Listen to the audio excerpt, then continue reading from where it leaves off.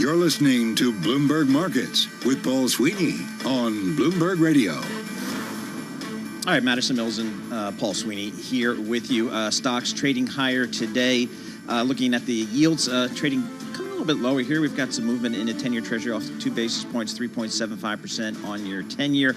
Also want to call out Bitcoin. It is still below $30,000 per token. We keep an eye on that, 29,900. We'll call it WTI crude oil smidge higher today, just under $76 a barrel for WTI crude. Right now, let's get world and national news with Dan Schwartzman. Thanks, Paul and Madison. More details emerging on that U.S. soldier who apparently willfully crossed into North Korea yesterday while on a tour of the demilitarized zone separating the two Koreas. 23-year-old Private Second-Class Travis King is a cavalry scout in the Army since January of 2021. King had finished a 47-day stint in a South Korean detention facility after being in an altercation with locals in Seoul last September. King was scheduled to fly home to his base at Fort Bliss in Texas for a probable separation from the Army. As you've been hearing on Bloomberg Radio, former President Trump has had his request denied by a federal judge for a new trial in the defamation and battery case brought by author E. Jean Carroll, who won a $5 million judgment against Trump. Judge Lewis Kaplan says the jury's verdict was not a miscarriage of justice.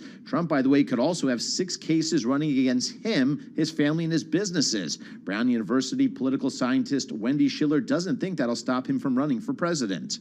The information about the potential charges doesn't say to me anything about sedition or treason. And those are the things that would keep Donald Trump from being president of the United States. Other charges might actually put him in jail, but we don't really know if that means that he can't actually also serve as president of the United States from jail. Brown University's Wendy Schiller was on Bloomberg Surveillance. Global news 24 hours a day, powered by more than 2,700 journalists and analysts in over 120 countries. I'm Dan Schwartzman. Back to you, Paul and Madison. All right, Dan, thank you so much. We appreciate it. So AI, Madison, has been a big driver in this market over the last month or two, particularly for the tech stocks. I haven't heard a whole lot as it relates to Apple. I know. What are we reporting today? Well, it's really interesting because in the last earnings call, Apple was one of the very few tech companies to not even mention AI, but we've got a great story from our own Mark Gurman here. Apple quietly working on artificial intelligence tools that could challenge Alphabet, OpenAI, and now Microsoft releasing their own cloud software that's powered by AI and has a subscription model as well. And off of this news, we did see some declines in NVIDIA, in Alphabet, in Microsoft, potentially off the news, pushing the NASDAQ into the red briefly earlier today. But this could be huge for Apple and makes a lot of sense for them to get in on the AI play. Yeah, it's interesting. Its main artificial intelligence product is our good friend Siri, the voice assistant. But a lot of folks are saying, hey, that's kind of stagnated in terms of evolution over the last couple of years. Tim Cook says that he uses Chat GPT. Yeah, so, I love that. And my thought, when you think about Apple and kind of some of its new products developments, it's said in the past that they are rarely first in something, like the phone. But they come in later with what they believe and what proves to be, in many cases, a much better mousetrap, like the Apple iPhone. And so this may be another one of the, we'll let some other companies go out there and maybe stumble around a little bit. We think once we kind of figure out where the market's really going, then we'll come in with an Apple quality product and our Apple marketing machine, and that's where we'll go. So I'll see how that plays out, but interesting. Well, and the thing with Apple, as you know, Paul, is that the iPhone takes up the but the majority of the revenue pie for Apple. It does come from the iPhone. So the question is, how does artificial intelligence play into that revenue, and how are they going to be able to monetize it? Or is it just something that they work into the iPhone model and, have a more expensive model down the line? The question for them is going to be how they kind of commercialize these AI tools moving forward. Yep, it's Mark Gurman's reporting. Apple began laying the foundation for AI services with the AJAX framework, as well as a Chat GPT-like tool for use internally. AJAX was first created last year to unify machine learning development at Apple, according to people familiar with the effort. So they are doing stuff just a little bit lower key. Well, the question is, will they really step up and do something bigger? All right, we're going to have sound on. Joe Matthew. He's in Washington, D.C. He's got his fingers on the pulse. Sound on. Joe Matthew starts it now.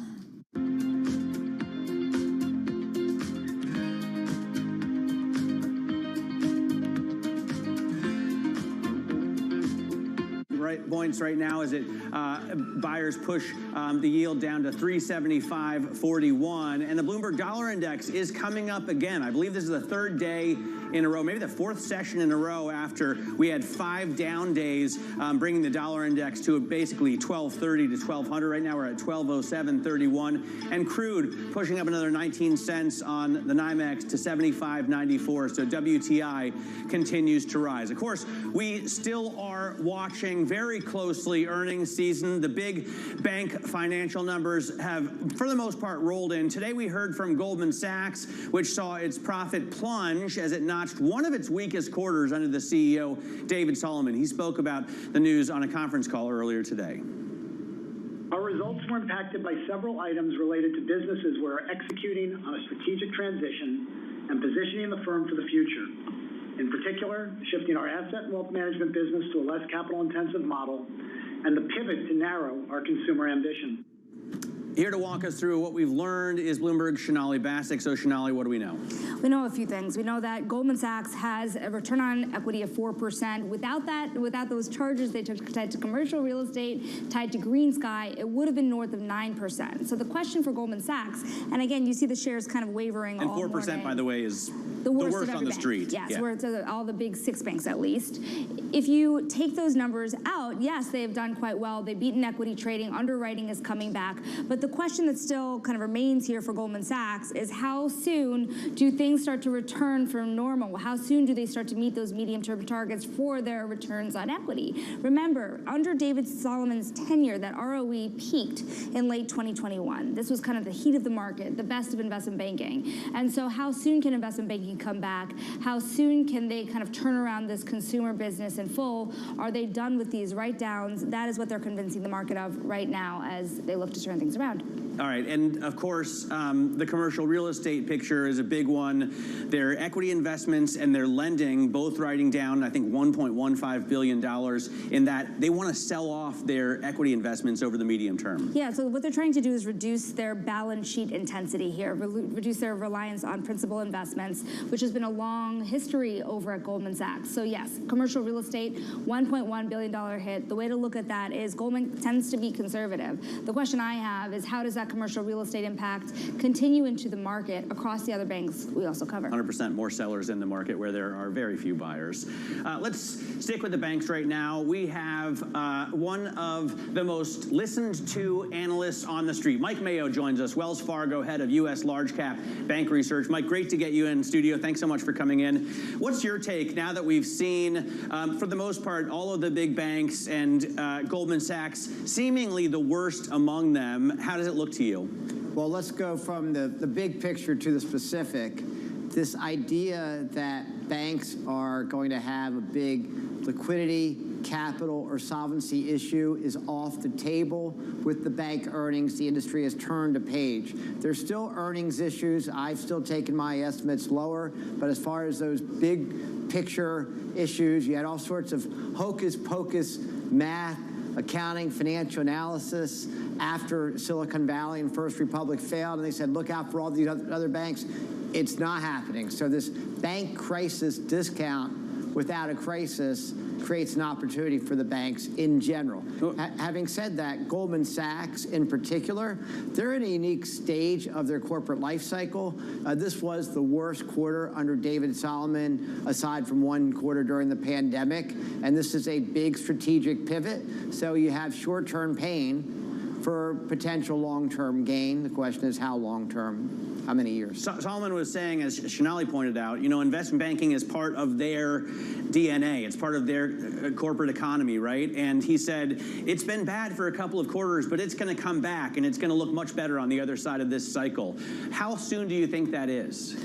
You know, our estimates for capital markets and investment banking for coming back in a major way is delayed for a bit longer. I mean, we were coming back, and then you had the Fed increase rates, and then you were coming back again, and you had a few regional banks fail. So there certainly is a lot of pent-up demand, and you are hearing about green shoots from any bank that you talk to, but we still think it stays subdued for most of the rest of the year. So we're really talking about a 2024 sort of pickup in capital markets activity. You know, it's interesting, in this bank earnings season, you've had 2 days in a row, KBW Bank Index, every single stock back in the green after steep sell-offs. Yet you still see, even with the jump today, U.S. Bancorp still down almost 12% on the year. Bank of America is negative on the year. It's trading still today under book value. Do they deserve that?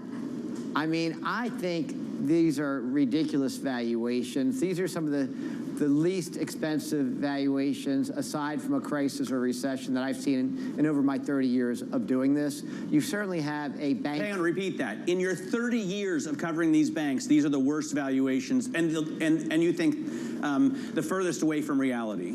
Yeah, these are the worst non-crisis, non-recession valuations that I've seen. So certainly during the global financial crisis, certainly during the pandemic, you know, they were cheaper then. But right now, you don't have an impending hard landing recession. You don't have a crisis that's happening right now. You have resiliency of balance sheets, and you have estimate revisions lower, but you have, relative to the stock market as a whole, price to earnings ratios that are like 8 or 9 times versus 20 times. So on a relative valuation basis, it's crazy. There's 3 discounts. One is the bank crisis discount, and the crisis is over if it ever even started. You had 3 banks fail. The second is the bank recession discount, which still can happen, but why are banks pricing it in and the S&P isn't? And the third is the regulatory discount. There are big regulatory changes coming, but so far the regulators are saying they're going to take a measured approach. They're not going to cause big problems. Okay, so since we've had a couple days here of the rising tide lifting all boats, you know, you have banks that are rising before even reporting earnings, just because the other ones are showing some signs of positivity. My wonder is what has got to give. If you're looking for holes that are still in the system, places that people could lose money if they were to get in right now, what should they still be worried about?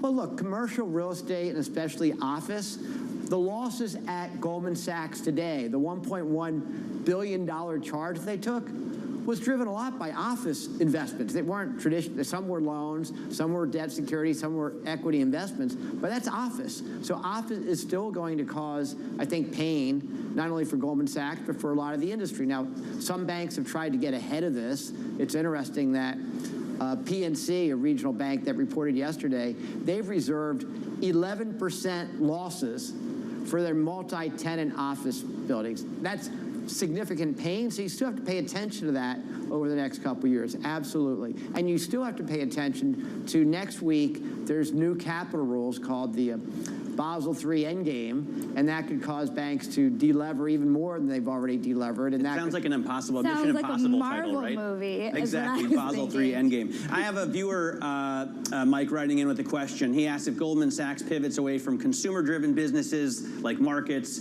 you know, what do they pivot to? And also, he wants to know, are there any other U.S. big banks that are going to try and fill that void, or are they going to just stick to the Morgan Stanley type of wealth management business model? Goldman Sachs is going back to the future.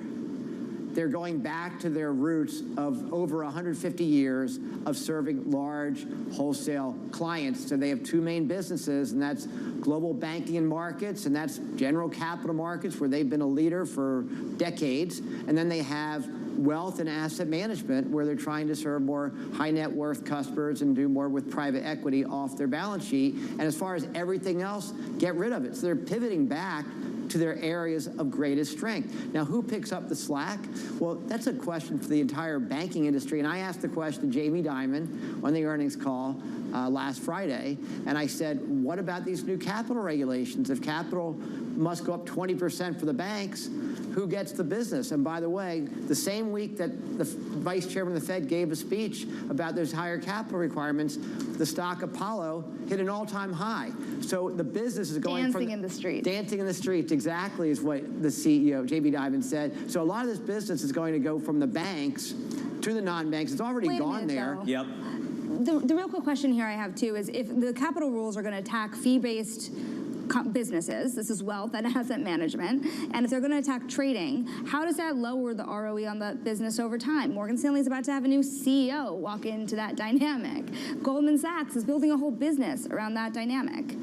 I wouldn't use the word attack. I mean, I worked at the Federal Reserve in the late 1980s, and the regulator's job is to prevent situations like we had with the global financial crisis, 2007 to 2009. So they're doing the best they can to recalibrate the capital rules that are out there.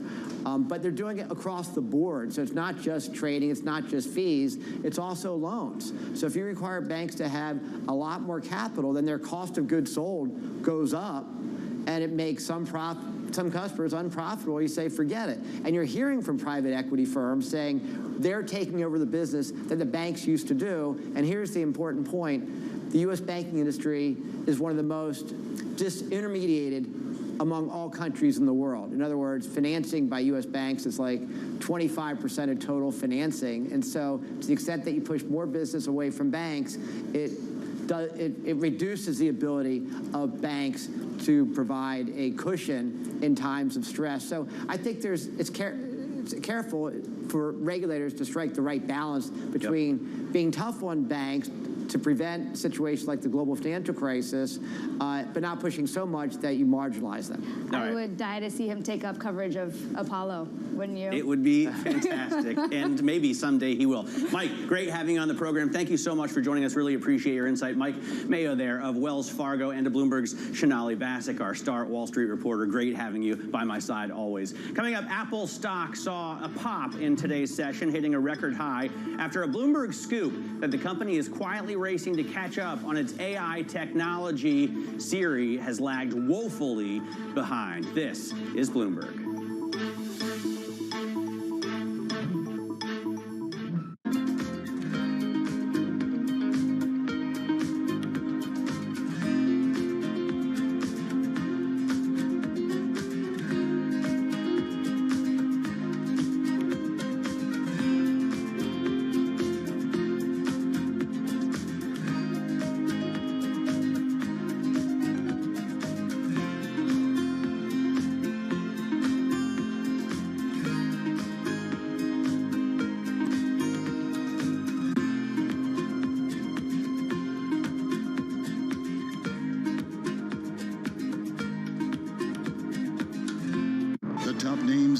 Change are on Bloomberg. I want everybody committed to the kind of action that we need. We have a global emergency now.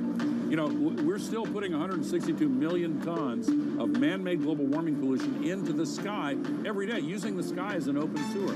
That's trapping as much extra heat as would be released by 600,000 Hiroshima-class atomic bombs exploding every day. That's what the scientists tell us, and the data shows it. That's crazy. That's why we have a third of Pakistan underwater. That's why we have the historic heat wave in China. Nothing comparable to that ever. That's why the heat records are broken every year. And we're seeing an increase in the flows of climate refugees crossing international borders that are due to vastly expand unless we take action to solve the climate crisis. Nobody covers climate change like Bloomberg, your global business authority.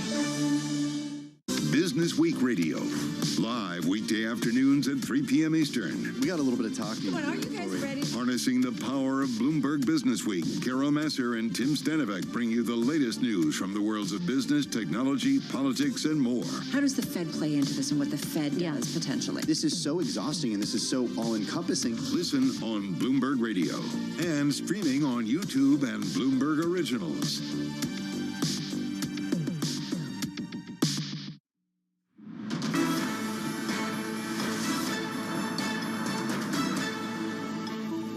This is Bloomberg Markets. I'm Matt Miller. Now to a Bloomberg scoop that drove Apple's stock to yet another record high. The company is working to build its own AI tools in hopes of challenging the likes of OpenAI, Google, and others. Joining us for more on this is Bloomberg's Mark Gurman, who broke this story. So, Mark, tell us first what Apple is doing. I think it's called Ajax or even just Apple GPT. Yeah, Matt, thank you so much for having me. So today we've learned that Apple is going all in on LLMs, or large language models. That's the heart of the AI technology that powers ChatGPT, Microsoft Bing AI, Google Bard, and all of these fancy new AI tools we've been hearing about. So they've developed their own underlying framework at Apple called Ajax to power its own next generation LLMs. And it's also built an internal ChatGPT-like tool for use among its employees that operates very similar to the tools we're seeing from others today. Why have they seemingly given up on Siri? I mean, Google and Alexa seem smarter than Siri, let alone ChatGPT and Bing with AI. How come they haven't worked harder on it? Yeah, I don't necessarily think they've given up on Siri. I think that Apple is stretched fairly thin for resources. That's one problem, right? A lot of their AI effort is actually going towards their autonomous car work, right? They're working on this self-driving car. The autonomous capabilities are going to be powered by machine learning and artificial intelligence, so there's a lot of work going there. They're applying artificial intelligence to many parts of the system on the iPhone, the iPad, Mac, etc. The Vision Pro headset, there's a lot of AI that goes into that. But in terms of what we think of as AI today, because of what OpenAI is doing in terms of Google Assistant, Amazon Alexa, certainly Apple is lagging behind. And there's really a needle that needs to be threaded there between privacy and functionality. And that's something that Apple has had a difficult time doing over the past several years, but they're starting to be able to thread that needle correctly by wanting to offer more functionality while still trying to preserve that privacy marketing stance, that privacy stance on the engineering level. And I think these LLMs will show those capabilities. I imagine these will be added to their productivity apps. It will be added to their own corporate infrastructure, things like Apple Care for helping people in customer service needs. And more importantly, it'll be added to the iPhone through Siri at some point. I'm told that while there's no definitive plan of record yet for what this consumer product will be, building this underlying foundation at the speed and pace they're doing so, people involved expect some sort of major Apple AI announcement sometime in 2024. When you say that they're stretched for resources, I look at the financial analytics on the Bloomberg terminal and see that they had $169 billion of cash and equivalents last year. Is there any chance they're going to start pouring some of that money into this, Mark? I think there's a possibility. One thing about Apple that people, I think, miss is their acquisition strategy. Everyone knows that Apple doesn't make blockbuster acquisitions, right? They're not buying Disney. They're not buying OpenAI or any of these gigantic companies, and we know that. A lot of people think they just don't want to spend the money. The truth is that Apple has a terrible history of technology transfers and technology integration and bringing people from outside cultures and outside companies, certainly lots of people, and folding them into the company. The Beats transition almost a decade ago, they spent $3 billion on that. That remains their biggest acquisition to date. Very challenging bringing those people into Beats and integrating them into Apple. They bought Intel's modem team, right? Several hundred people, if not a few thousand people. They bought them 3 or 4 years ago for about $1 billion. That was a challenge. So I think upping their AI is going to have to come from internal work, hires, but also smaller acquisitions than anything on the blockbuster side. All right, Mark, great to get some time with you. Thanks so much for joining us. Bloomberg's Mark Gurman, who broke that story on Apple, focusing in on AI to try and catch up with other players. Still ahead, Gucci's CEO is out, and that's boosting investor hopes. Up next, we'll speak with the author of The House of Gucci on the defense of a potential takeover battle. This is Bloomberg.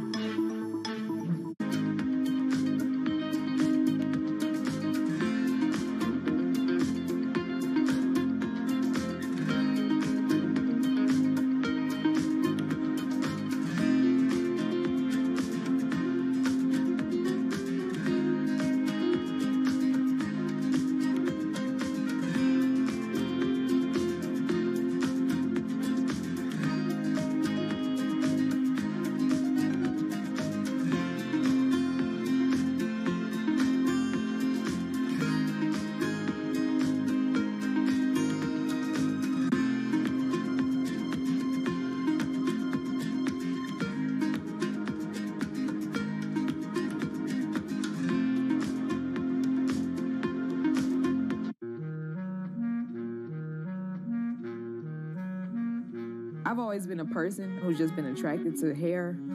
I like to sit and think and theorize how I can manifest these visions that I have for braiding and how I can take something that may seem like it's a line drawing in my mind and apply that to someone's scalp. We are the only culture that has hair that grows out of our head the way that it does. Anyone from the African diaspora is born with this amazingly curly hair that can be shaped into a variety of different ways of expression. I want Black people to love themselves for how they naturally appear, and also to appreciate the cultural practices such as braiding that our ancestors have practiced for centuries.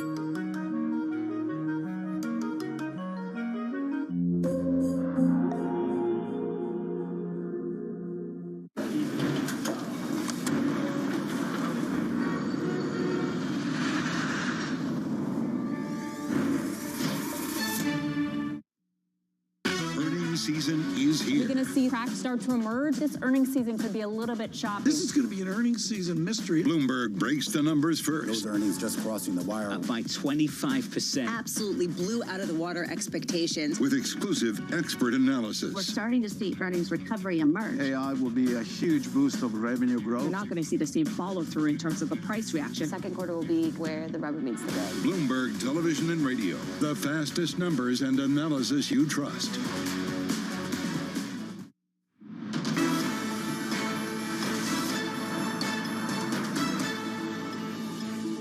This is Bloomberg Markets. I'm Matt Miller. A few months ago, Gucci's star designer left, and now the CEO, Marco Bizzarri, is stepping down as well. The move is giving Gucci's parent company, Kering, a big boost, its biggest boost in 8 months. Well, that combined with, really, talks between Kering and a shareholder that looks to maybe want to do some action here. Bluebell Capital Partners has been involved, circling the French luxury group, and that's the kind of thing that really drives shares higher. For more, let's bring in Bloomberg's Sarah Forder, and she wrote The House of Gucci, which we all know was turned into a blockbuster movie, and the drama just keeps on coming, Sarah.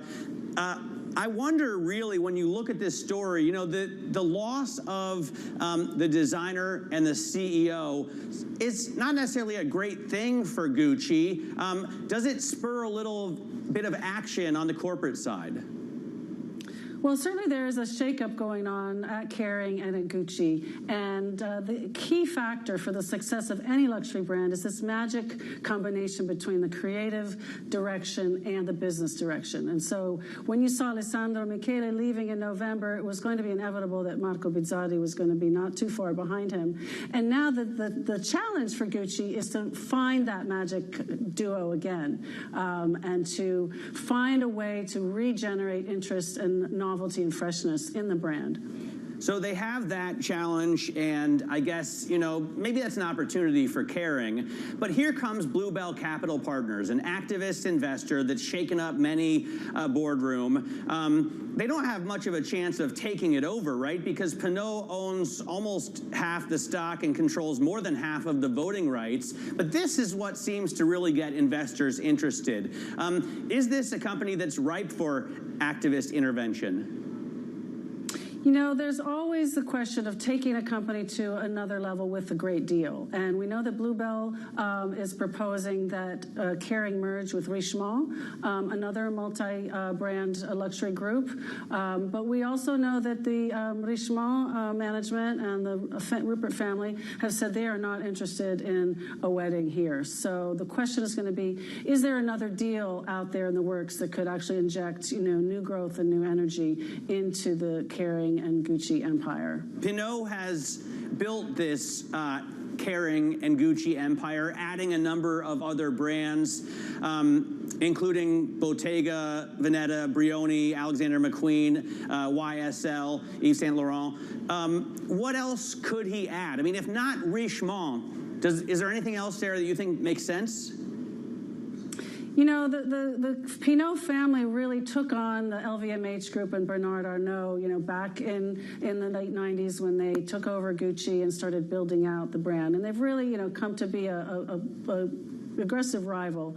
But the luxury market also, is limited. It's not as big as other sectors. And so they're going to have to be really creative. I mean, we are seeing Octami go after the CAA, actors and sports talent management company. But that's really kind of a different sphere than managing and expanding a multi-brand luxury group. What do we know about Sabato De Sarno? He is the new creative director that was named at the beginning of the year at Gucci. He's Italian, obviously, from Valentino. And we haven't seen his collection yet, right?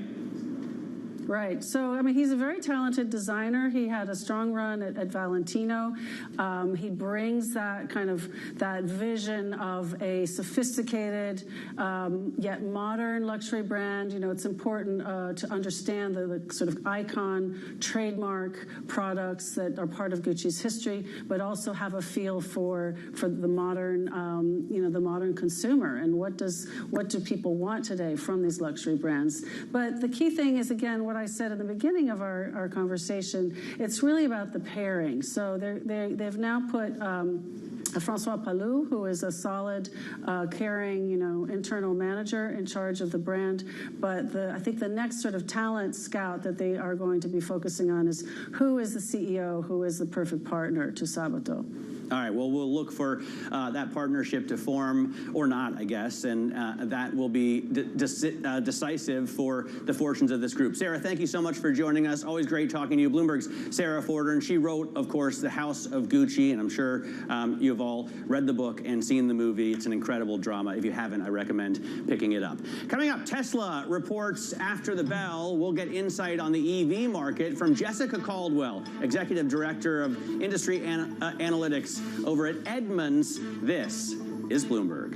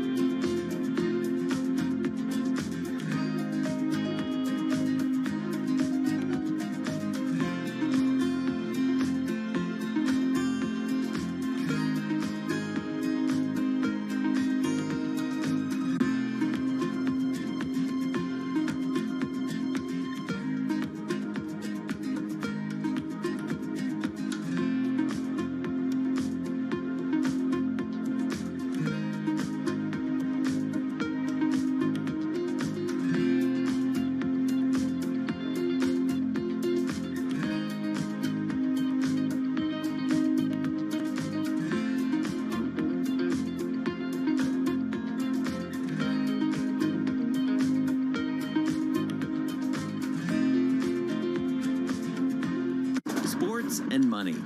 They've always gone together. But never before have sports been so massively influential and as lucrative as they are today. NFL, NBA, none of them were what they are today when they were born. There's leagues that are being thought of and built every day. New teams, new leagues, new business models, even entirely new sports. I never in a million years would have thought this is what my life would be like. Cornhole's one of the only sports in the world in which you can have male and female players playing at the highest level against one another. I'm Jason Kelly, a business journalist and sports fan with a couple decades covering Wall Street. Getting involved from a business perspective was something that was very natural and easy transition for me. I'm Vanessa Perdomo, a former college athlete and journalist working across media. Let's do it. All right, you ready? We set out to find what's happening and what's about to happen at the nexus of business, sports, and culture.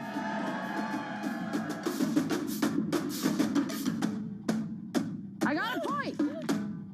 From the pickleball courts of Arizona, to the kabaddi tournaments in India, to the cornhole boards at your local tailgate. This is what's next in sports.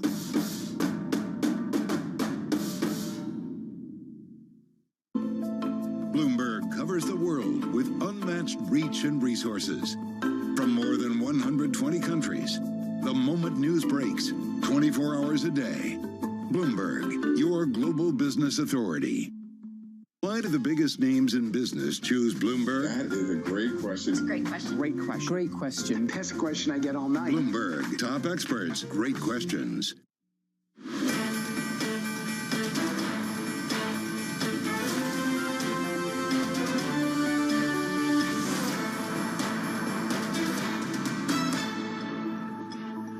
Welcome to Bloomberg Markets. I'm Amber Kanwar. And I'm Matt Miller. Let's get a quick check on the markets at this hour. I would say it's a bit of a buy everything day again, but the NASDAQ is down right now.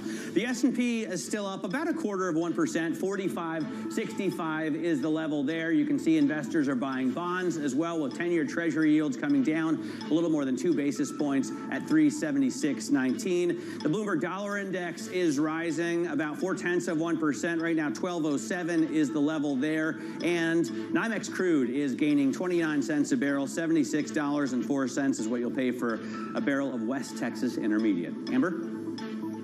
The AI trade is alive and well. Let's check out shares of Apple and Salesforce. Now, Apple might not look like much, but it initially spiked up on a report by Mark Gurman that they are looking at developing their own version of ChatGPT. Salesforce has been up on the day after it unveiled its pricing strategy for its own artificial intelligence offering. And then some of the big moves that we're seeing, one of the best performers on the S&P 500, shares of AT&T staging a recovery after it responds to allegations that it has lead-laden cables all across the United States. Their response is, it's just less than 10% of our network, but analysts are taking comfort in that reduced possible liability for AT&T.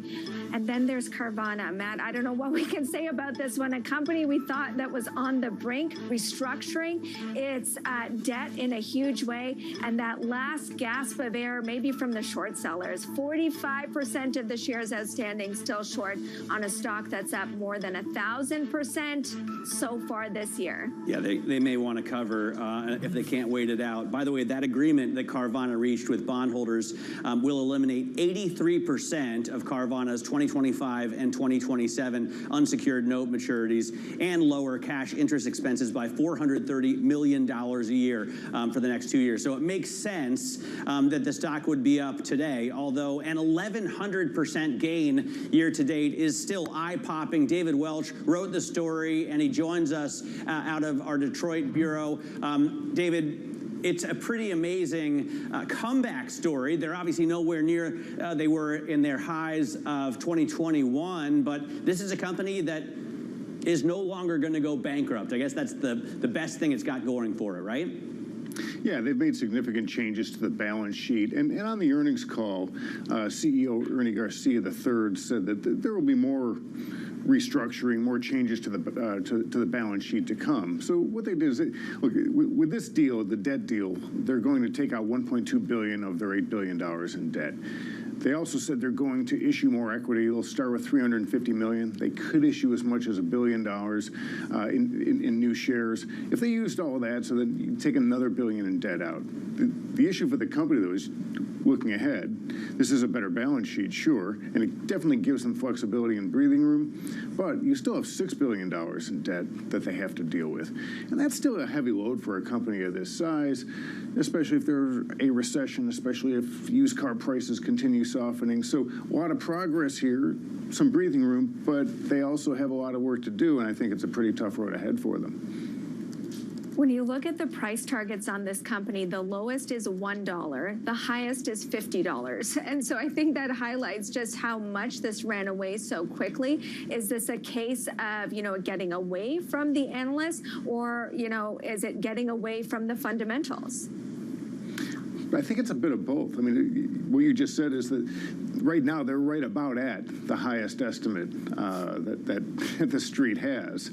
And remember, this stock was once as high as $330. So it's a lot of volatility here, obviously. But let's talk about the fundamentals. They haven't made a profit yet on a net income basis, and they talk about EBITDA, but an important component of that is interest expense, and they have quite a bit of interest expense. Right now, it's $2,000 a car. That'll come down after this restructuring because they are cutting their interest payments. But you're still looking at a company that has huge cost issues. They had gross profit per unit of more than $6,000 a vehicle, but they still lost money. So that tells you, in addition to the interest, they've got a lot of, between SG&A costs, they've also got a lot of infrastructure that they probably need to cut back in order to get close to profitability and let alone sustain profitability. All right, David, great story, great reporting. Thanks so much for joining us. David Welch is Bloomberg's Detroit bureau chief, and he wrote, as I said, the story there on Carvana. We're going to continue to follow autos and car prices right now. Joining us is Jessica Caldwell, executive director of industry analysis over at Edmunds. And Jessica, before we get to Tesla coming out after the bell, I want to get your take on the Carvana story, and particularly one point David made, if used car prices continue softening, that's going to be a problem. I was looking at the Manheim used car value index, and it has really rolled over post-pandemic. Does that continue into this year? Well, the thing is, we talk a lot about used car prices softening, and yes, have they come off the highs of last year? They have.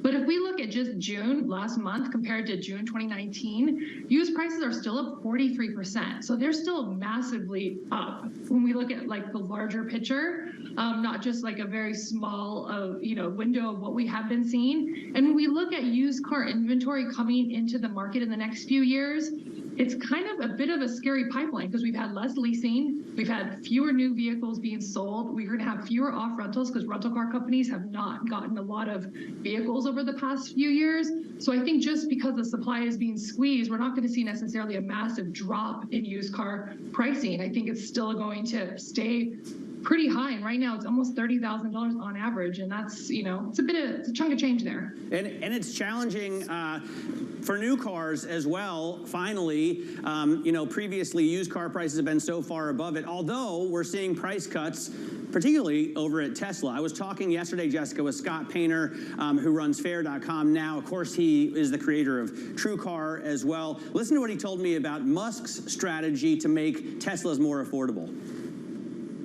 I believe that Elon does agree with the affordability angle, and really the Tesla discounting strategy has not been driven by companies like us at all. Of course, Tesla made their decision based on wanting to make sure that every trim level of the Tesla Model 3 and Model Y qualified for every available incentive, credit, discount, or rebate available, just to make that car more affordable. And they've done a brilliant job at doing that. Of course, Autonomy is Scott's new company that allows users to, I guess rent isn't the right word, but lease very short-term cars or for a few years, and he's got a huge fleet of Teslas. I'll use that, Jessica, to pivot to what we expect from Elon Musk later. I mean, Tesla has really been cutting car prices sharply. Is that going to show up in the earnings? I mean, it likely will. I mean, I think that's all we have been talking about in 2023 of what's going on with Tesla's pricing. And if you look at it, I think it's, it's somewhat of a shrewd or aggressive strategy by Elon Musk. He knows competition is coming. People are looking in other areas. Maybe his EVs are not the shiniest, coolest thing to own anymore. And I think because inventory has been limited, pricing is still really high. If he drops his pricing, he knows he's maybe going to get those fringe EV customers that are maybe not really decided on which brand or which vehicle they want, but they think, okay, Tesla's a known entity, the prices are low, it qualifies for a federal tax credit. Why am I trying to go out and look at all these other brands and make my life more challenging? Let me just go buy a Tesla. And I think that, is a strategy that's largely working. We'll just see how long that can go for. Are electric vehicle buyers as price sensitive as the kind of buyers that are looking to buy internal combustion cars? So do we have enough data to kind of figure out what makes them tick and whether these price increases are as effective as they are, when the other players do it? Yeah, I mean, right now, no. I mean, if we look at EV sales, they're 7% of all new vehicle sales. So we're not talking about the lion's share of folks. And when we look at the vehicles that are for sale, they are largely more expensive. Average transaction prices for EVs are well over $60,000. The market's more like $48,000. So these are less price-sensitive buyers, but that's not the end game here. The end game is the mass market consumer, which is more price-sensitive. So that is the territory that we are growing into, and that's probably where these growing pains are going to really come into an effect. Well, that means that these electric vehicle producers, especially the ones that are coming a little bit late to the party, are going to be even more cognizant about how they manage their margins, because they're already kind of on the narrow side for the for the gas guzzlers. Yeah, and that's going to be, I think, a struggle, especially as we move to any new technology like electrification. I mean, I think if you look at the market right now, it's pretty good if you want a high-end electric vehicle. If you've got $100,000 to spend on a new car, I think the EV choices are pretty decent. But that's not really where the target and where this market is going to end up in 2030 or 2035. So I think for all automakers, that challenge is producing that $40,000 EV where most people kind of want to transact at and still be able to make money. And we know that that's a pretty tall order at this point in time, and it's still going to be one for some time. It is now, but you're starting to see, well, Tesla and others bring prices down to a level that it can be under 40 if you get $7,500 in the U.S. tax rebate, right? It can be under 40 if your state gives you a little bit extra. So what kind of growth do you see in EV sales? You said now they're 7% of what, the U.S. fleet? What percentage of new sales are going to be EV cars this year, next year? Yeah, I mean, I think that the growth is still there. We're still going to see things continue to grow, not how we have seen over the past few years. I think it's really dependent on how smooth some of these new vehicles roll out in terms of their introductions. This year, we know it's going to be a big year for GM with the Silverado, with the Equinox, with the Blazer. That should technically add a lot of volume. There was sometimes issues in production with these new vehicles, so we know that it's going to continue to grow. I think the issue is we have a lot of early adopters that have gotten on board, and now we're looking for non-early adopters, just the regular Joes, and they're more hesitant because the infrastructure is not really built out, especially in many areas. I'm in Los Angeles. It's okay here, but there's still issues, and this should be a good hub for it. So I think that really has to go hand in hand with the sale of more mainstream EVs, making it as easy to charge a vehicle as it is to go to a gas station. I think that's what the everyday American wants, and we're not close to that yet. Right. Those other car makers need to invest the way Musk and Tesla did early on. Jessica, thanks so much for joining us. Jessica Caldwell there of Edmunds talking to us about the broader car industry, but also Tesla. Of course, Tesla coming out with earnings after the bell. They're not the only big name tonight, though. Netflix is out with its results as well. We'll take a look at what to expect from the streamer next. This is Bloomberg.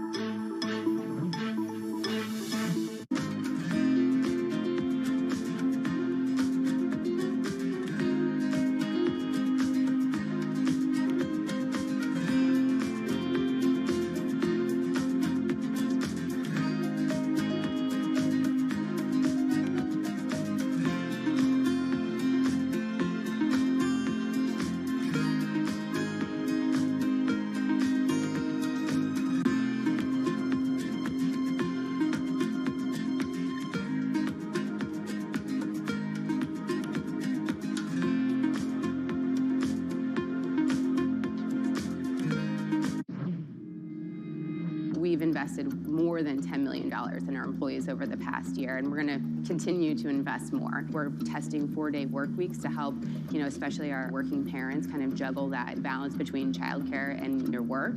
I know I deal with that all the time. This is really a people-first company.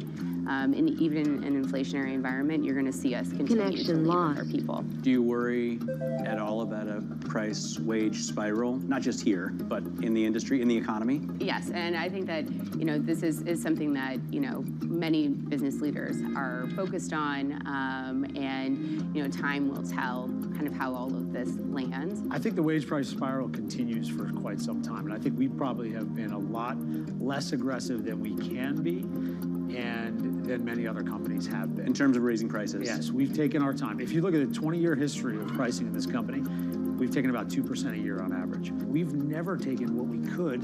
We've always taken what we should. We have to pay people more. We have been, and we'll continue to do so. We'll take a little bit of a margin compression on that as we've had to, and I think that's the right thing so that for the long term, Shake Shack continues to be what we're building, which is the next generation's burger joint.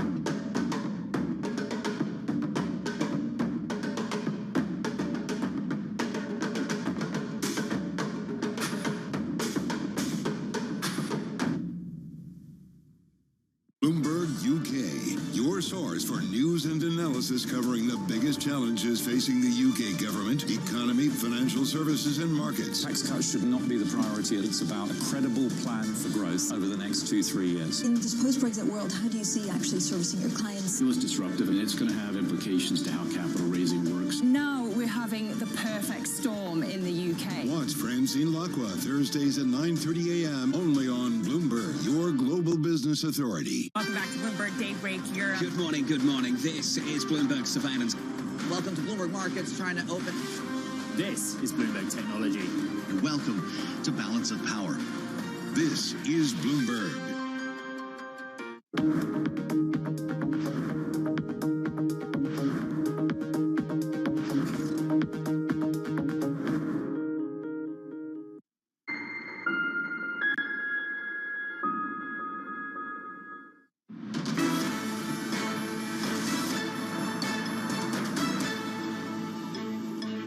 This is Bloomberg Markets. I'm Amber Canwart with Matt Miller. Time now for a stock of the hour. Netflix results after the bell today. Investors will be looking closely to see how the company's recent crackdown on password sharing is going, as well as how the Hollywood writer strike and actor strike are affecting the business.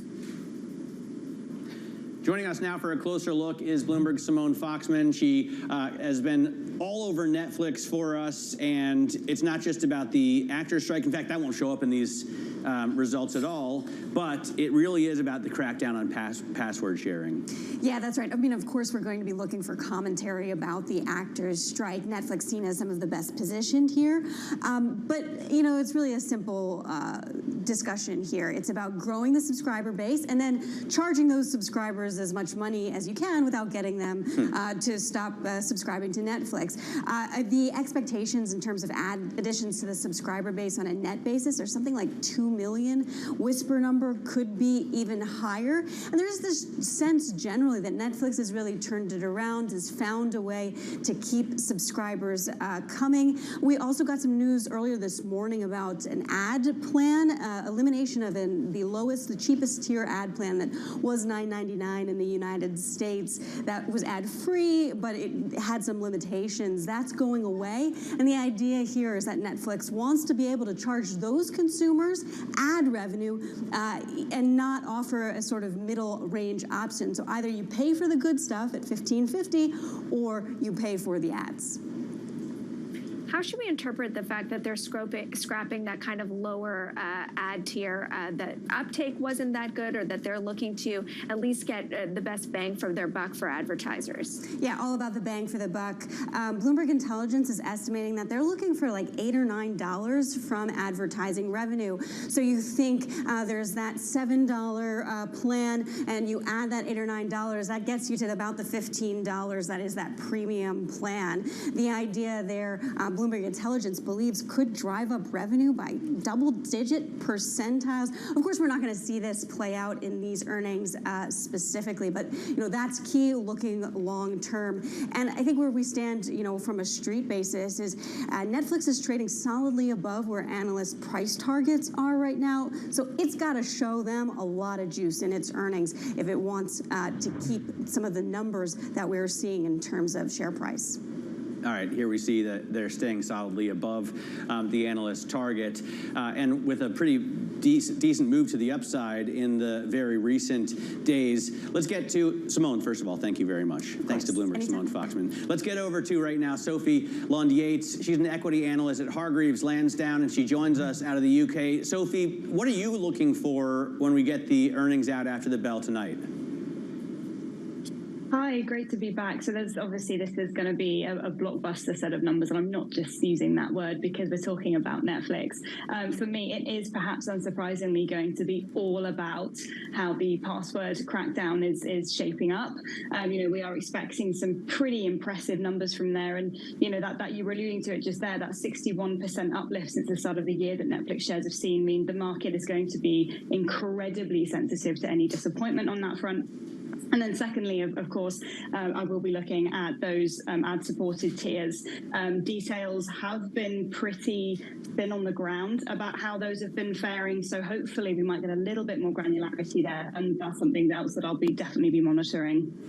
Have we seen any huge hits that drove adoption over the last quarter? I mean, there wasn't really any kind of Squid Game or Ozark, Bridgerton action in the last quarter. Nothing new that's really going to bring a slew of people to Netflix. Yeah, sure. I think it's fair to say that, you know, the content slate maybe hasn't been quite as punchy as it has been, but that's kind of always been the case. You know, it tends to ebb and flow. But I do think that where Netflix does stand out overall is the fact that it spends a lot more on individual original content than some of the other players, and that really helps reduce churn because we know that customers engage with it in a better way. So as much as the content slate, particularly on originals, might not be as strong as it has been, it's still reasonably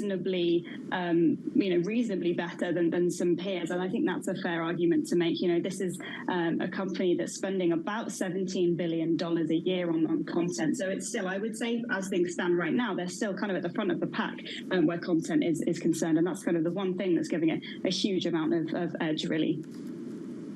So when should we start to worry about a possible content drought as a result of the writers and actors strike?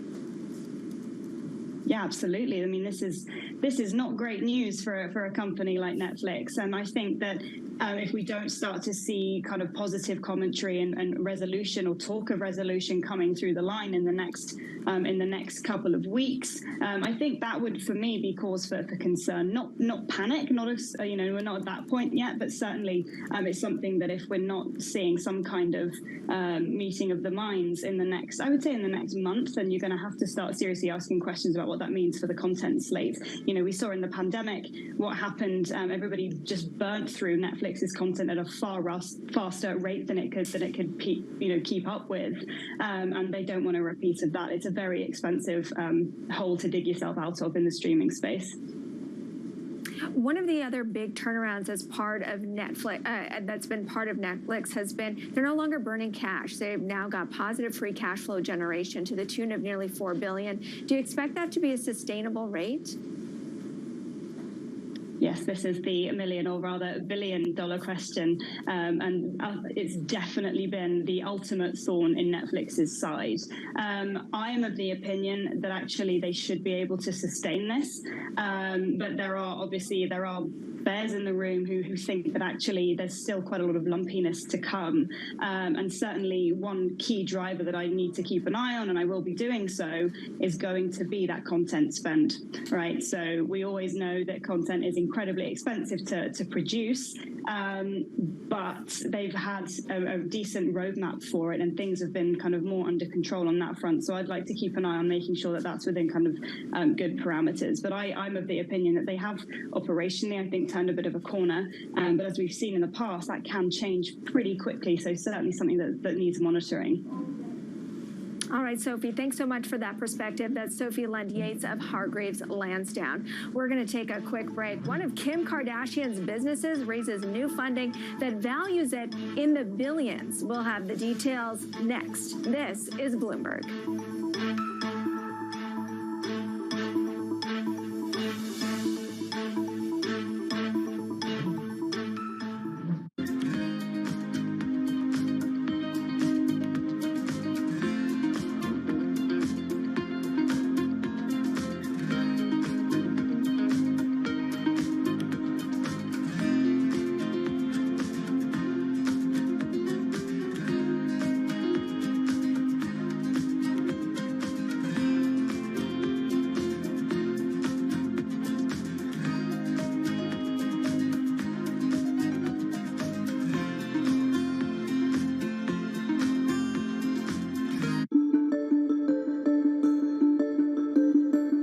Thing in life I've often said is to be happy, but you seem like a very happy person. It's like nature. Nothing ever stops. So you could be super happy in 1 minute and then something happens. So it's just living. It's the joy of life. For any young woman that's watching this, wants to be the next Diane von Furstenberg, what would you recommend? I think the most important thing in life is the relationship you have with yourself.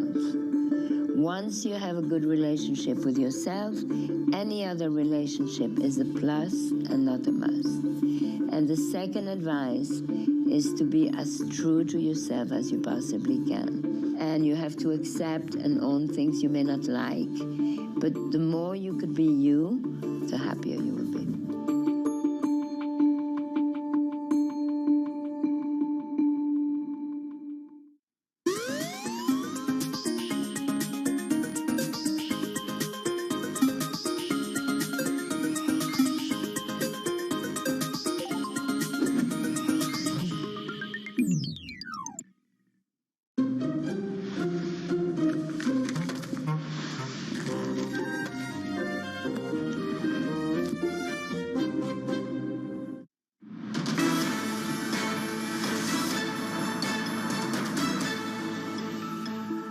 This is Bloomberg Markets. I'm Amber Canmore with Matt Miller. Now, for today's For What It's Worth, we are focused on the number $4 billion. That's how much Kim Kardashian's Skims underwear label is valued at after a fresh round of funding. It was $270 million that were brought in during this round. And according to its CEO, Skims is already set to break $750 million in net sales this year. Matt, this is largely just digital sales. And we're talking about raising money for brick and mortar for a company that sells one thing that hinges on one person's personality. I think if Kim K was not involved, we'd be having a very different story about what the valuation is. That's right. Although I did notice, years ago when Spanx first came out, you started to see those stores all over the place. I certainly saw them at airports around the world. And I know that the CEO of Skims has said that he and Kim want to put Skims brick and mortar stores everywhere you see, like an Apple store or a Starbucks. They want it to be just as ubiquitous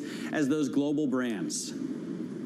I mean, it remains to be seen whether the market can handle that. I do know from the pop-ups that I've gone to, the demand is crazy for physical locations. There's almost no supply, and all of those sales have been online. So I definitely think that there probably is a good amount of pent-up demand. Is there enough? To the tune of every Apple store. I don't know how many people. If you're all on Ozempic, we won't need that much shapewear going forward.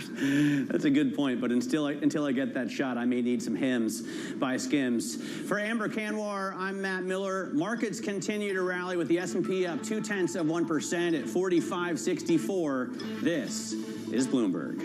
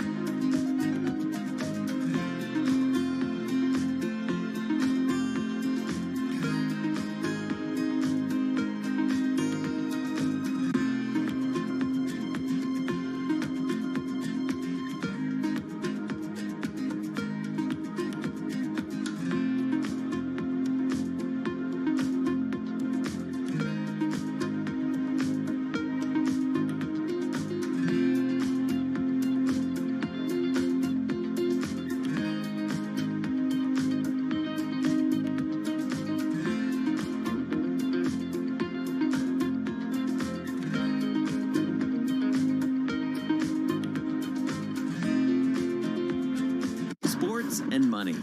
They've always gone together. But never before have sports been so massively influential and as lucrative as they are today. NFL, NBA, none of them were what they are today when they were born. There's leagues that are being thought of and built every day. New teams, new leagues, new business models, even entirely new sports. I never in a million years would have thought this is what my life would be like. We set out to find what's happening and what's about to happen at the nexus of business, sports, and culture. Getting involved from a business perspective was something that was very natural and an easy transition for me. From the pickleball courts of Arizona, to the kabaddi tournaments in India, to the cornhole boards at your local tailgate. This is what's next in sports.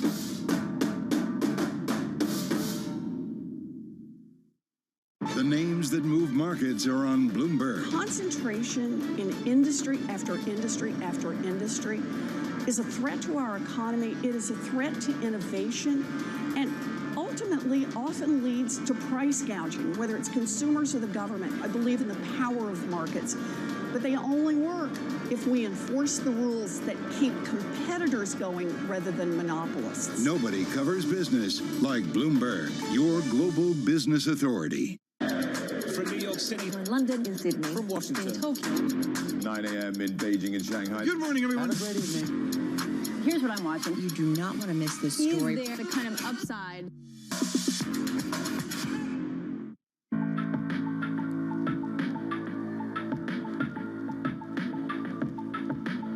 This is Bloomberg.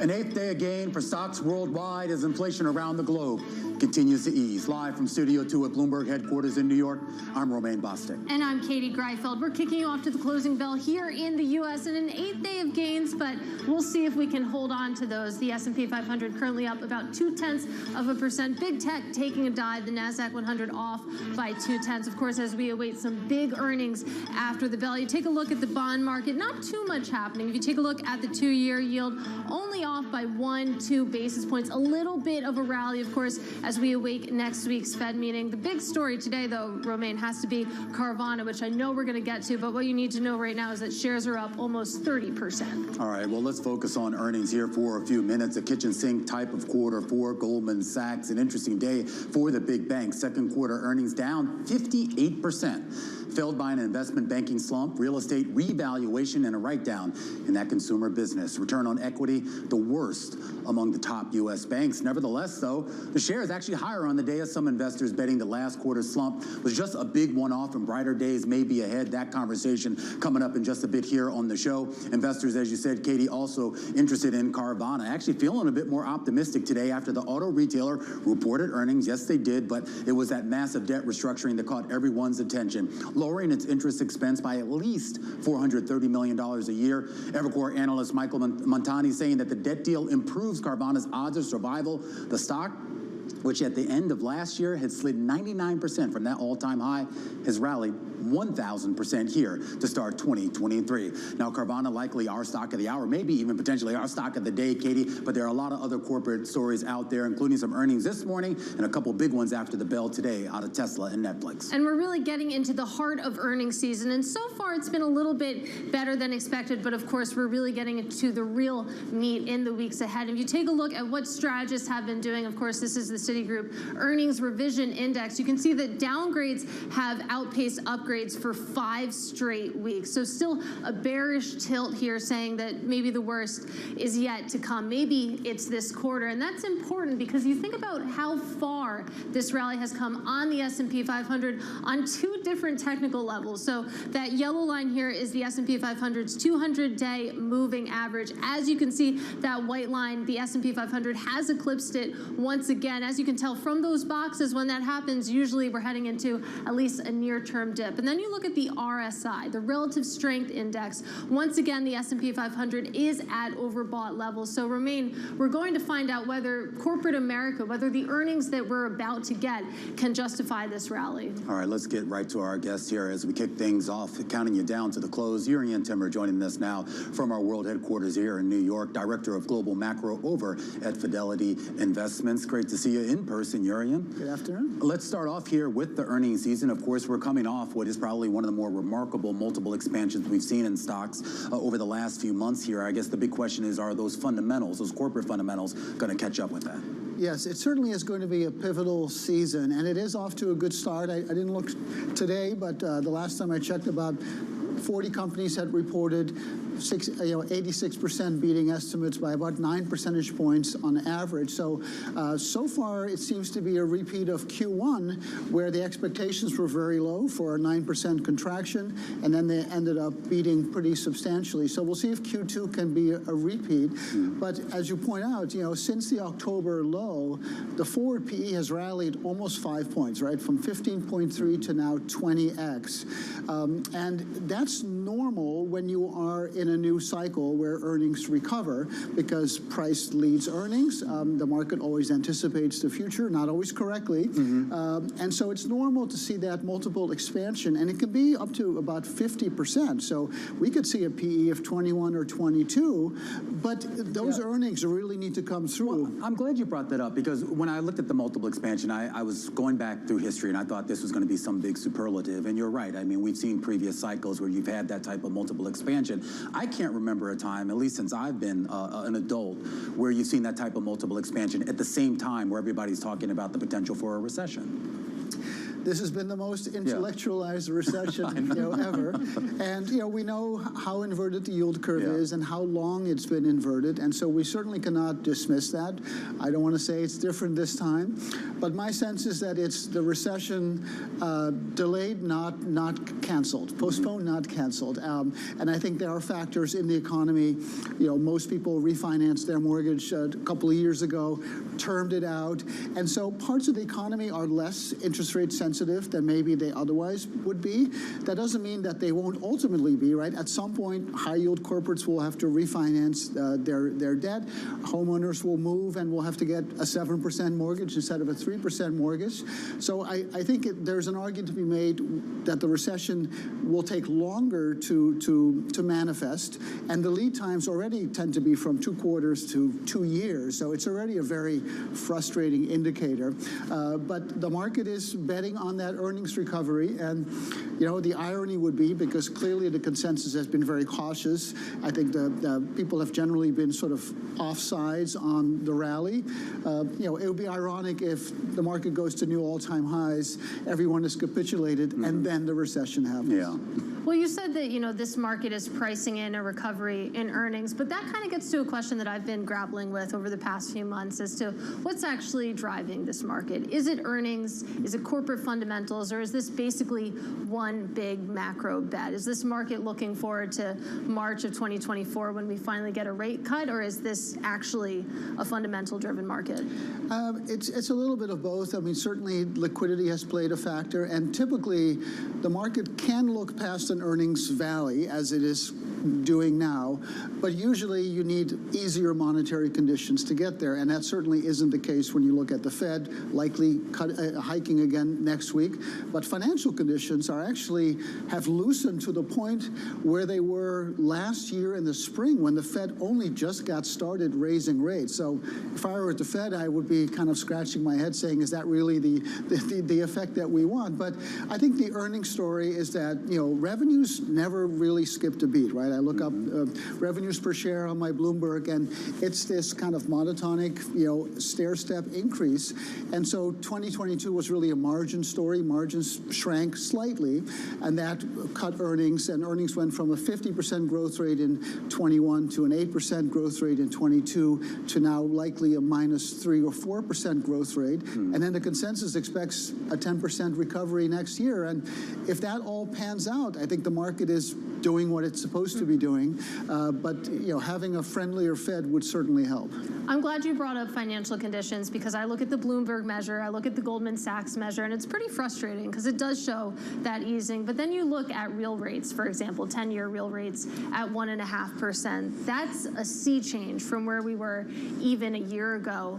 Where does that start to filter through? Where do you see that in markets? So real rates have flipped from -2, if you look at the 5-year, to +2. Certainly a massive reversal. And when you look at that slope of real yields over time, using the TIPS break-evens, which are not always correct, but generally they're on the right side of things, policy is very restrictive. But then you look at how resilient the economy has been and how many parts of it have sort of become a little bit more immune to rate rises. It makes you wonder if what we think is a neutral policy, which I think generally is seen at around 3.5% or so, it makes you wonder if it's not much higher, and that if the Fed is the Fed is restrictive for sure. All right, you're in Timber, by the way, came all the way down for Boston for us here in New York, so we're going to keep him around for a little bit longer. We do need to take a quick commercial break. In conversation right now with Urian Timmer, Director of Global Macro over at Fidelity Investments. Stick with us. This is Bloomberg.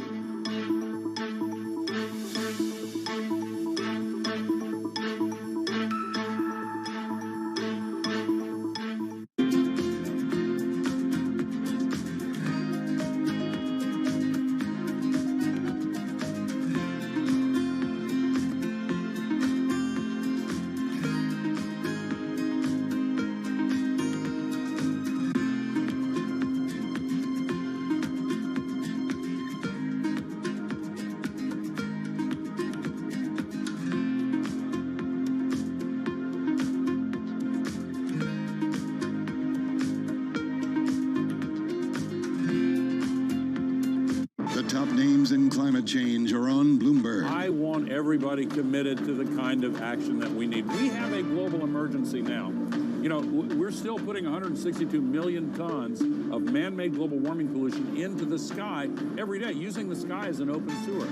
That's trapping as much extra heat as would be released by 600,000 Hiroshima-class atomic bombs exploding every day. That's what the scientists tell us, and the data shows it. That's crazy. That's why we have a third of Pakistan underwater. That's why we have the historic heat wave in China. Nothing comparable to that ever. That's why the heat records are broken every year. And we're seeing an increase in the flows of climate refugees crossing international borders that are due to vastly expand unless we take action to solve the climate crisis. Nobody covers climate change like Bloomberg, your global business authority.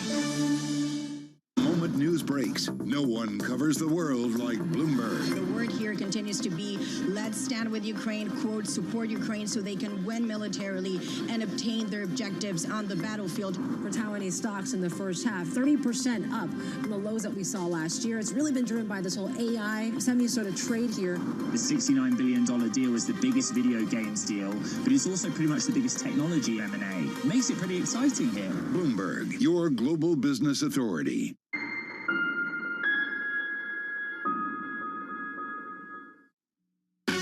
Season is here. You're going to see cracks start to emerge. This earnings season could be a little bit choppy. This is going to be an earnings season mystery. Bloomberg breaks the numbers first. Those earnings just crossing the wire. Up by 25%. Absolutely blew out of the water expectations. With exclusive expert analysis. We're starting to see earnings recovery emerge. AI will be a huge boost of revenue growth. We're not going to see the same follow through in terms of the price reaction. Second quarter will be where the rubber meets the road. Bloomberg Television and Radio. The fastest numbers and analysis you trust.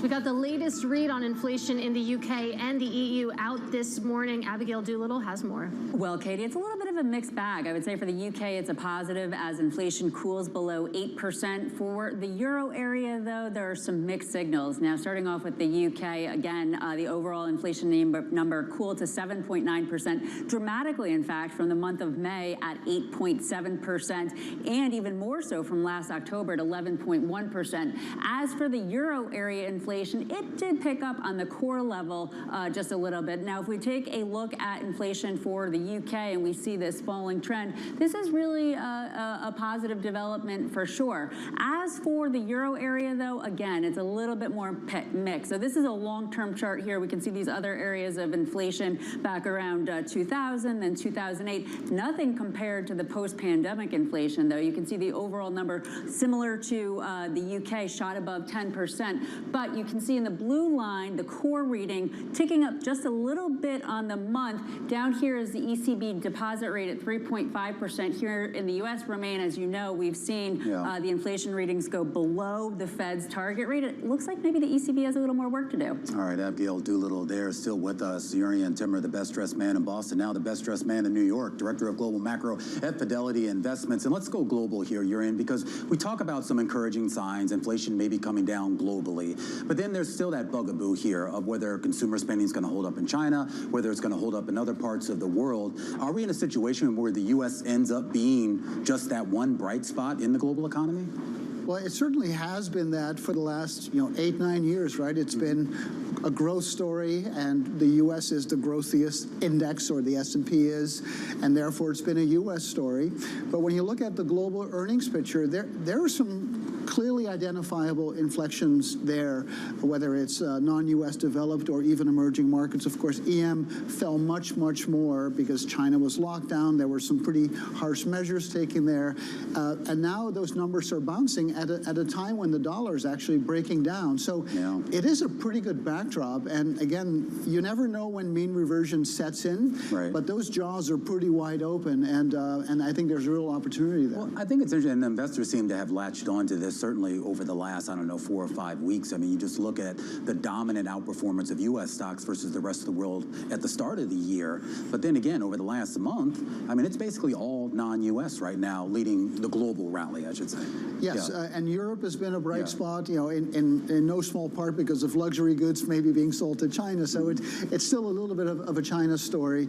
But I think, after an 8-9 year period of pretty stark divergences between not only U.S. and international, but U.S. growth and value, large cap versus small caps. We've been in this, what I call a nifty 50 environment, right? And the early 70s was a very interesting period in time where investors only wanted to kind of buy those proven stocks that they knew would grow their earnings, and they did, and they outperformed, and they ended up with about 100% PE premium in the depths of the 1974 recession. And when that recession ended, that gap closed. And it wouldn't surprise me if the same thing happens with sort of the big tech names here, allowing the rest of the market, not only in the U.S. but around the world, to kind of catch up. And I think it's a real opportunity for investors. Well, talk to us about the ex-U.S. earnings picture and how that factors in, because I'm looking over your notes right now. They're great, a lot of charts.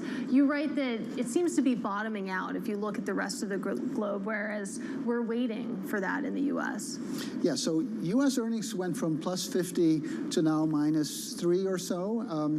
And especially in EM, they fell much, much harder. And again, that was mostly a China story.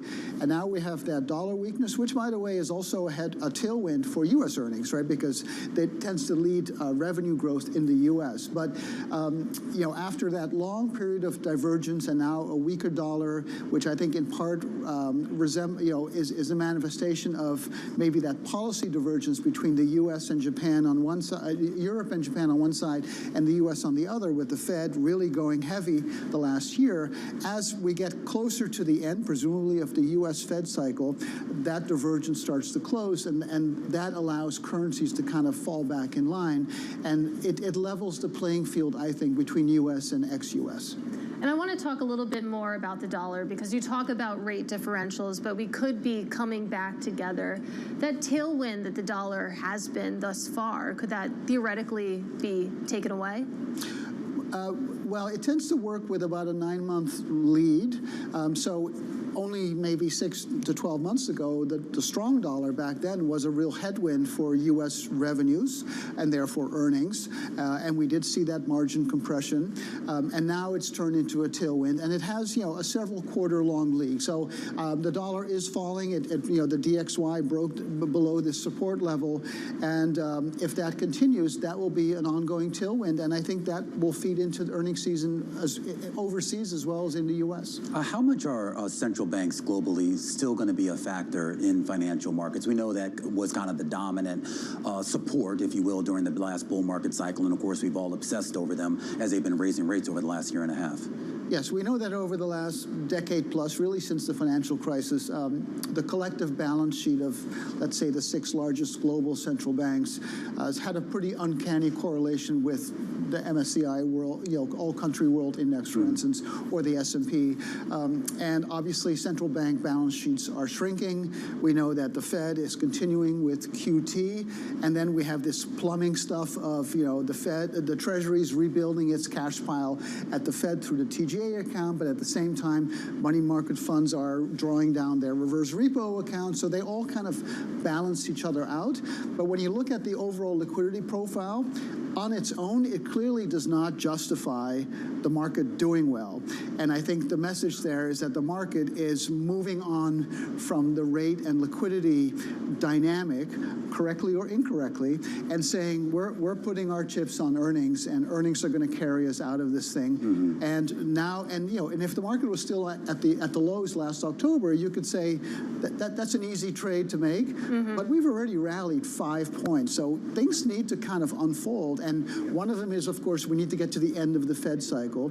But beyond that, the Fed then needs to eventually return back to a neutral policy, whether that's 3 or 4%. And I think the risk is that the Fed is not going to get there very soon, because even though the CPI is back down to 3, core PCE is at 4.6, super core is at like 4.8, and not going anywhere. So I do think we're looking at a restrictive Fed, and I think that could limit how much more multiple expansion we're going to see. All right, going to have to leave it there. Always a great and smart conversation. Urian Timmer, Director of Global Macro over at Fidelity Investments, helping us kick you off to the close here on this afternoon. Coming up here, a look at Goldman Sachs profit plunging as the Wall Street giant, not just one of its weakest quarters under CEO David Solomon, a deeper dive into the numbers ahead.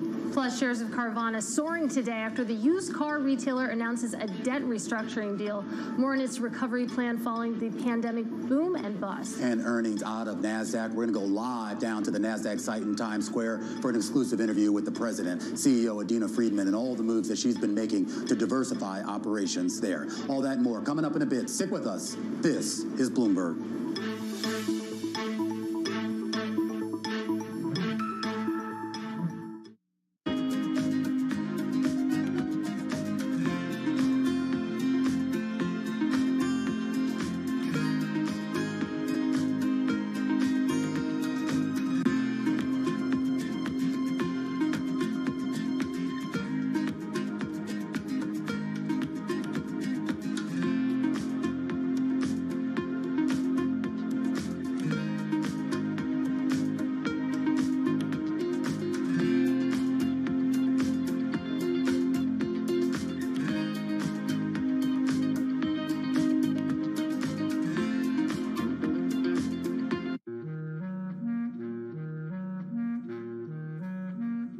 I've always been a person who's just been attracted to hair. I like to sit and think and theorize how I can manifest these visions that I have for braiding, and how I can take something that may seem like it's a line drawing in my mind and apply that to someone's scalp. We are the only culture that has hair that grows out of our head the way that it does. Anyone from the African diaspora is born with this amazingly curly hair that can be shaped into a variety of different ways of expression. I want Black people to love themselves for how they naturally appear, and also to appreciate the cultural practices such as braiding that our ancestors have practiced for centuries.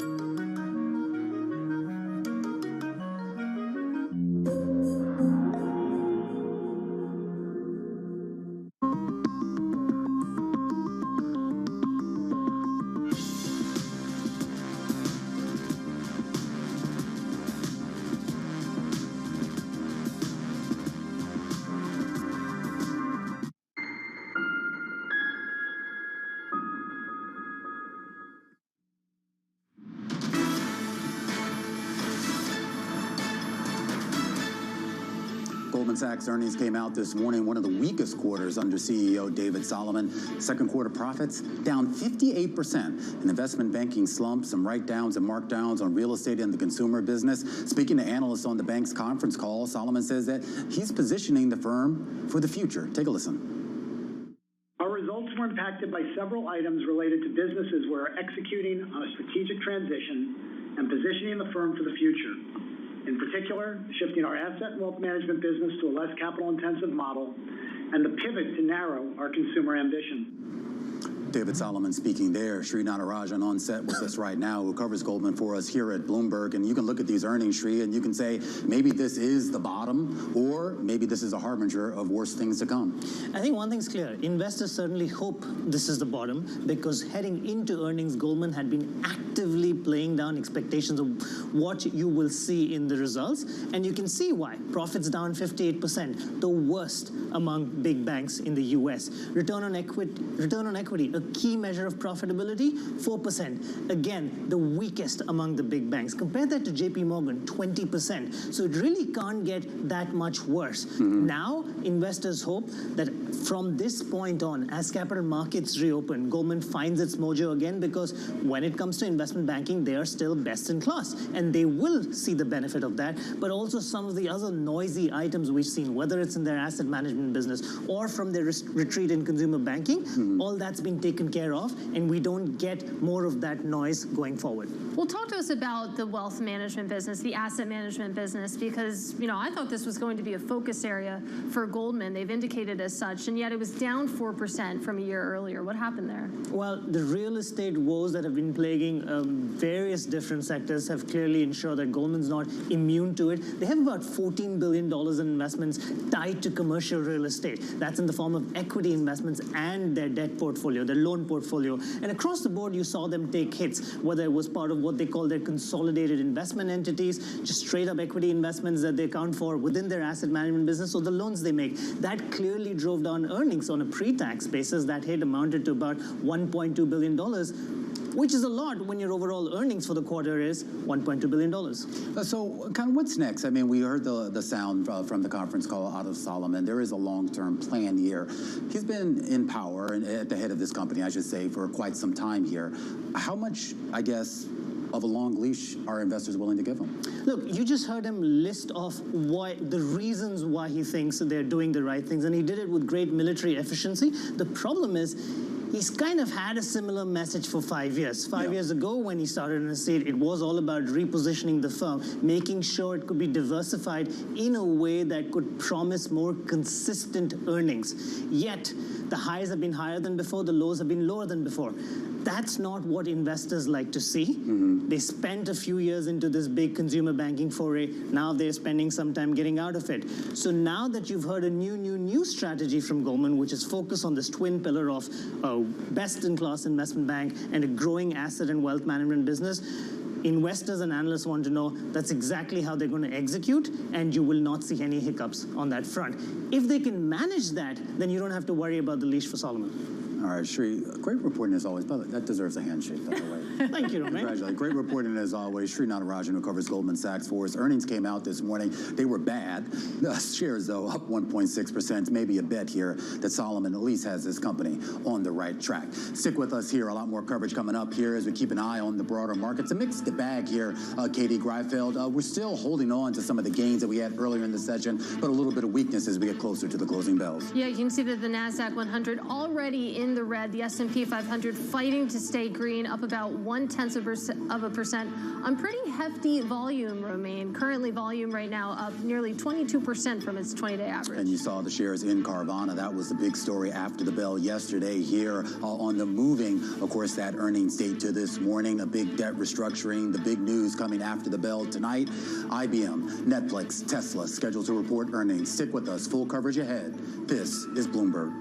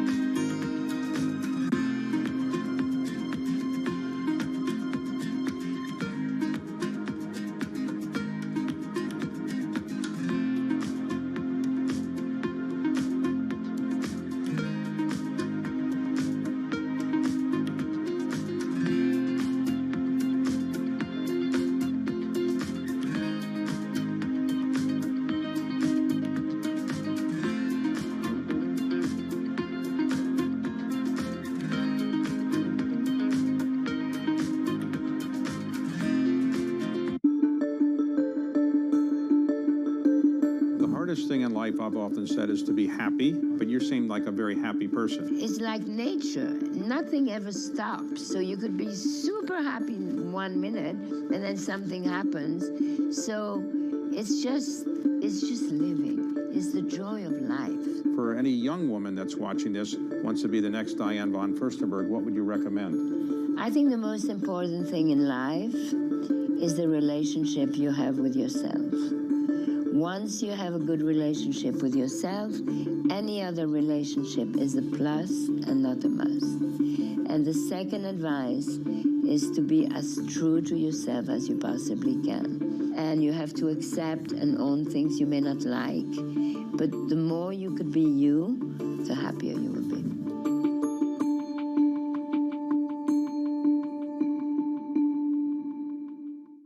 Three prime ministers, 4 chancellors, an energy crisis, and the soaring cost of living. It's been a hard year for startups, but even in the toughest times, some of the best ideas are born here in the UK. Bloomberg UK's Startups to Watch will profile the brightest companies under 10 years old, with the winners unveiled at the Bloomberg Technology Summit in London in October. Get your entry in by the 7th of August for the chance to have your company profiled and to attend unique networking events. Good luck, and we hope to see you there. On the David Rubenstein Show, Peer-to-Peer Conversations, I uncover the untold stories of the world's most successful leaders. Watch Wednesdays on Bloomberg Television.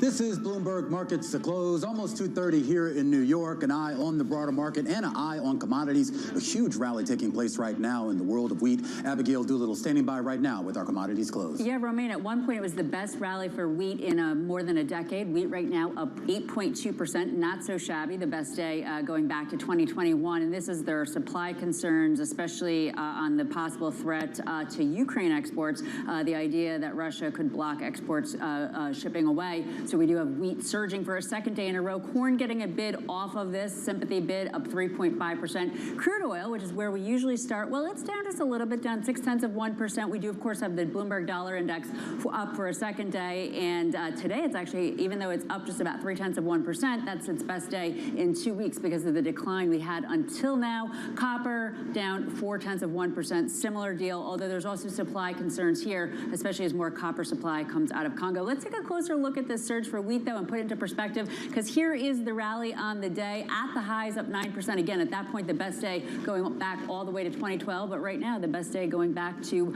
early 2021. Not so shabby at all, this rally we're seeing in wheat, Katie. All right, we'll keep an eye on wheat. Abigail, thank you. But let's turn now to today's big take. It's focusing on the impact of the $500 billion corporate debt storm that's building over the global economy. Bloomberg's Jeremy Hill joins us now with the story, not the stormy. But tell us about the storm, because $500 billion sounds like a lot. We're talking about distressed debt here, right? Yeah, we are. $500 billion of debt that's trading at discounts big enough. The market is basically saying these companies are going to have a hard time repaying their debts if they're able to do it at all.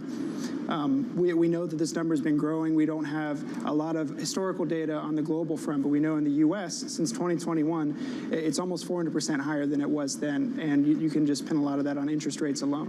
Give us a sense, though, of why we didn't see a little bit more preparation for this. I mean, this rate hiking cycle didn't exactly just come up out of the blue. That's such a good question. I think that the market, lenders, investors in general, overestimated cuspy borrowers, let's say, their ability to adjust to higher interest rates, or maybe there was a little bit of chicken going on, not believing that the Fed would raise this high and keep them there this long. Well, given that a lot of this comes back to the rise in interest rates, like you said, does that make this potentially less scary, especially if interest rates could start going down next year? less scary. That's an interesting way to phrase it, because you also have these idiosyncratic pressures. It's like interest rates are pushing those cuspier borrowers to the brink, but they also have in their sectors their own problems. Healthcare is a big area for distress right now, and the No Surprises Act last year, which really turned the screws on surprise billing, balance billing, where you get out-of-network care and then get a huge bill. You're not allowed to do that anymore, and it's really pressuring healthcare. Let's talk about some of these industries which we have on the screen there. Obviously, one of the biggest chunks of that pie, I mean, is real estate with $168 billion in distressed debt, and then the other, which I guess is what, just everything else? Everything else, yeah. Real estate, in particular commercial real estate, is the talk of the town right now. I mean, the return to office has been slower and less aggressive than expected, and that's really hurting developers, especially in China. Almost all of that debt that we're seeing so far is in China, but you're seeing it spread to other areas as well. And Jeremy, I mean, you have some great reporting in this piece. If there is this huge storm coming, I mean, who potentially profits off of that? Who profits? There are distressed debt funds that love getting involved in these kinds of situations because, look, just because a company can't repay its bills doesn't mean there's no value there. Sometimes that's the case, but someone who's willing to dive into the debt and buy at 60 cents on the dollar with an eye towards actually owning the business once it goes bankrupt, they can squeeze whatever value's left out of that after the bankruptcy and be happy campers. All right, Jeremy, it's a great piece. Really appreciate your time and your reporting. That is Bloomberg's Jeremy Hill. And still ahead, we're going to talk about Carvana's stock. It's absolutely cruising after announcing a debt restructuring deal. We're going to have more on its recovery plan coming up. This is Bloomberg.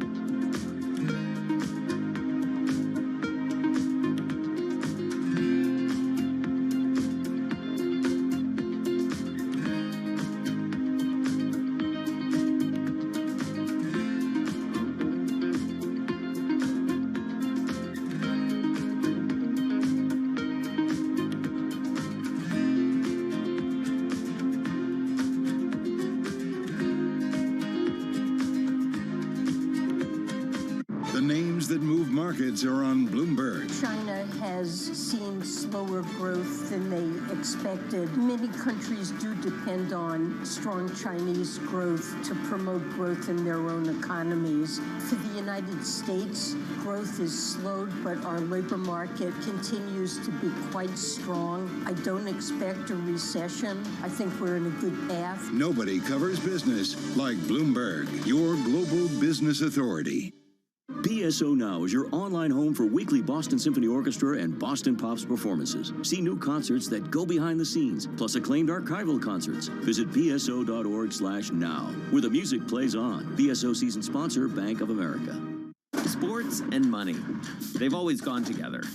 But never before have sports been so massively influential and as lucrative as they are today.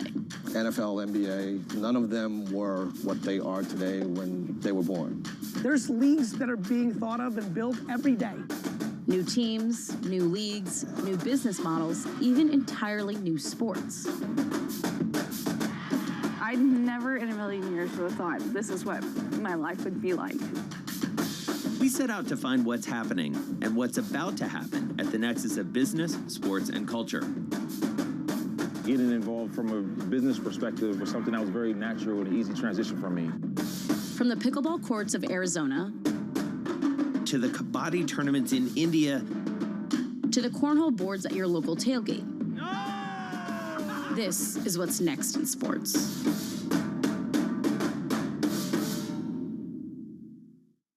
Business Week Radio, live weekday afternoons at 3 p.m. Eastern. We got a little bit of talking. Come on, are you guys ready? Harnessing the power of Bloomberg Business Week, Carol Masser and Tim Stanovic bring you the latest news from the worlds of business, technology, politics, and more. How does the Fed play into this and what the Fed does potentially? This is so exhausting and this is so all-encompassing. Listen on Bloomberg Radio and streaming on YouTube and Bloomberg Originals.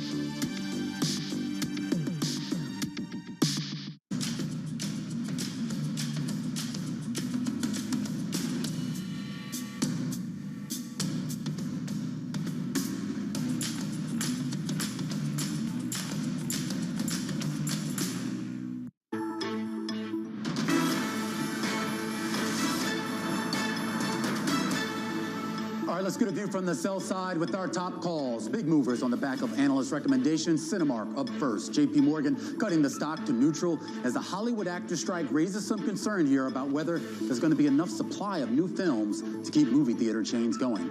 The analyst sees the strike potentially lasting for a long time and says production shutdowns, they've already affected movies slated for release in the second half of 2024. Nevertheless, Cinemark shares up 3% on the day. Next up, Cisco upgraded to overweight. This also over at JP Morgan, with the analyst citing Cisco's resilience and a clear path to earnings growth from increasing demand for networking equipment. He's calling the stock an attractive opportunity, setting the $62 price target. Cisco moving closer to that by about 2% on the day. And finally, let's take a look at Redfin, downgraded to underperform over at Gordon Haskett. This is largely on valuation concerns after the stock more than tripled to start out the year. Now, the analyst says that the party could be over now, that rebounding housing dynamics have already been priced in. Shares of Redfin down 8% on the day, and those are some of our top calls. Let's stay in the sell side space and turn to the big stock of the day, and that is Carvana, reaching a deal to restructure debt and filed to sell as much as $1 billion of shares. The used car retailer now trying to regain its footing after that big pandemic boom and bust. Michael Baker joining us right now, D.A. Davidson, senior research analyst. And Michael, you've been neutral on this stock for the last 2 or 3 years or so, though I have noticed you have nudged up your price target over the last couple of months here. Did the news that we got this morning on that debt restructuring, and for that matter, for the earnings themselves, did that give you a little bit more optimism? Well, sure. It was a good report. Sales were about as expected, which is to say down. Still seeing a lack of demand, but they're doing a much better job in terms of their profitability, both on the gross margin line and in terms of costs. So the profitability was better than expected. The debt restructuring is certainly good news as it helps alleviate some of the concerns that we've had in terms of the balance sheet and a cash crunch. So I wouldn't say those concerns are completely gone, but they've certainly improved. Yeah. When you have, as of mid-June, 55% of the float short, any bit of good news is going to cause the stock to go up. Yeah, absolutely. A certain bit of good news. We should point out that with this debt restructuring deal, this buys them time. I mean, this certainly doesn't resolve all their problems. And it raises some questions here, Michael, about, I guess, what they had to give away to debtors for them to agree to this refinancing, if you will. And also the idea that they are going to be coming back and selling shares here. How do you sort of square that in terms of its longer-term prospects? Right, there are two givebacks. One is that the share count goes up, so it dilutes existing shareholders. And then as it relates to the debt, they were able to restructure it. But what they gave up is that now the debt is securitized by some of Carvana's assets. Prior to this, it was unsecured debt. Now it's secured debt. So what they gave up essentially is the collateral of their assets. So in some respects, we give Carvana credit for, in that sense, monetizing their assets and getting something for it, which is a better debt structure. But they did give up the potential collateral of that asset, of those assets. That's something that they have in the bag. They've now used it, so you can't really come back to that again. But all in all, this was the right move. It did give them time. And let's not lose track of the fact that the profitability is better. So it gave them time, and they're taking advantage of that time by seeing that path to profitability a little bit quicker than I think a lot of people expected, 6 to 9 months ago. But Michael, let's talk about what the shares have done, because like you said, this is good news for Carvana. You would give them credit here for this move. Then you look at the shares up 1,000% so far this year. Is it safe to say that the stock has gotten a little bit ahead of just how good this news could be? Well, let's take the other side of that. So yeah, 1,000% this year, but still 86% below the high from the last year or two. So a long way to go. And again, up 1,000%. But earlier this year it was $3, $4 to start the year. That's when there was really the thought that the company might not survive. I do think that some of the moves they've made this year, again, some of that fundamental, better profitability, but with some of it, this debt restructuring, at the very least, pushes that off a little bit. And so a lot of the move this year is recovering, that 99% decline that we saw from the high, as well as short covering. At one point, there was 75% of the float short. Now it's down to 55%. But, that's going to cause some upward pressure on the shares. Do you think that there could be more balance sheet restructuring action that this company will have to take?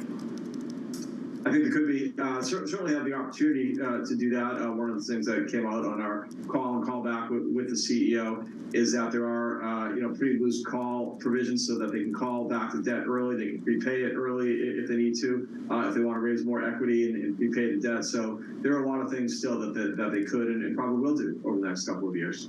All right, Michael, got to leave it there. Really appreciate your time on this huge story. That is Michael Baker. He is Senior Research Analyst over at D.A. Davidson. Another stock mover on the day is Apple. Shares popping to a record high off of Bloomberg's scoop that the tech giant quietly working on artificial intelligence tools that could challenge the likes of OpenAI and Google. And of course, our own Mark Gurman broke the story. He joins us now. Mark, take us into some of these tools. What is Apple actually working on? Yeah, thank you so much, as always, for having me. So Apple is working on its own large language models, which is the technology based on AI at the heart of ChatGPT, Microsoft Bing AI, Google Bard, all these next-generation AI tools we've been talking about over the last several months. And internally, they've deployed their own chatbot, their own ChatGPT-like service.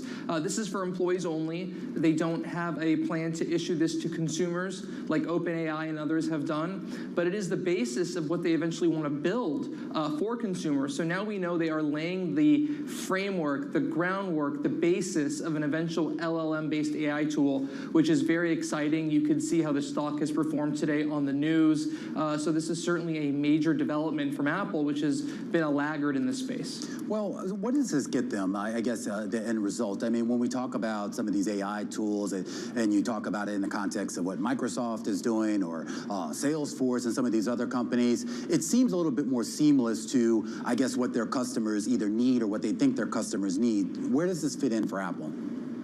Yeah, for Apple, you can imagine there will be major improvements over time to Siri, right? Imagine Siri being able to do more things on behalf of the user versus just being able to do messages, emails, controls. Imagine if you can ask Siri to write an email to X, Y, or Z about whatever topic you may choose versus having to dictate the actual email to Siri. Imagine if it will be able to pull up data from your phone to help craft that model, like use your own data on device or through the cloud to train the LLM. There's certainly powerful capabilities that could come to Apple's productivity applications eventually, having things like Pages, Numbers, and Keynote be trained on what to write or what to do for the user. Certainly this could apply to their content creation and creativity apps. So for Apple, given their ecosystem, the possibilities are endless.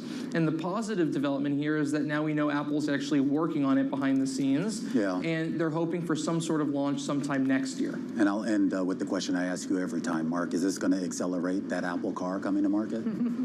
You know, certainly the Apple Car is its own beast. It is an AI-based tool. You probably need some LLMs or new advanced AI to get this working. Yeah. I still think the first version of the Apple Car won't be a global level 5 autonomous vehicle. You're mostly going to see this working on freeways properly like a Tesla. All right, well, I'm sure when we finally learn about it, we're going to learn about it first from Mark. A great story, breaking news on the Bloomberg terminal today about Apple quietly working on its own artificial intelligence tools. Coming up here, a conversation with the CEO of NASDAQ. We're going to talk about some of the moves that she's made, not only to increase profitability, but more importantly, diversify those sources of revenue. That conversation coming up after the break.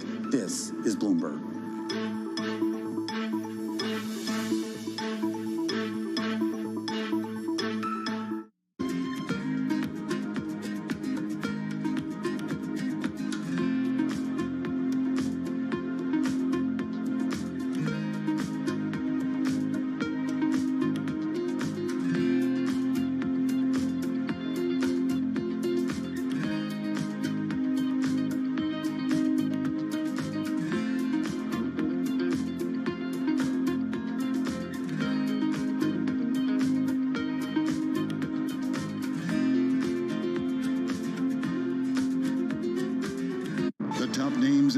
Change are on Bloomberg. I want everybody committed to the kind of action that we need. We have a global emergency now.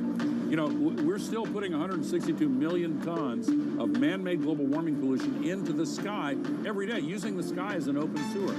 That's trapping as much extra heat as would be released by 600,000 Hiroshima-class atomic bombs exploding every day. That's what the scientists tell us, and the data shows it. That's crazy. That's why we have a third of Pakistan underwater. That's why we have the historic heat wave in China. Nothing comparable to that ever. That's why the heat records are broken every year. And we're seeing an increase in the flows of climate refugees crossing international borders that are due to vastly expand unless we take action to solve the climate crisis. Nobody covers climate change like Bloomberg, your global business authority. Bloomberg covers the world with unmatched reach and resources. From more than 120 countries, the moment news breaks, 24 hours a day. Bloomberg, your global business authority. When U.S. jobs numbers are released, Bloomberg brings you crucial data at terminal speed and instant expert analysis. Nobody covers jobs day like Bloomberg.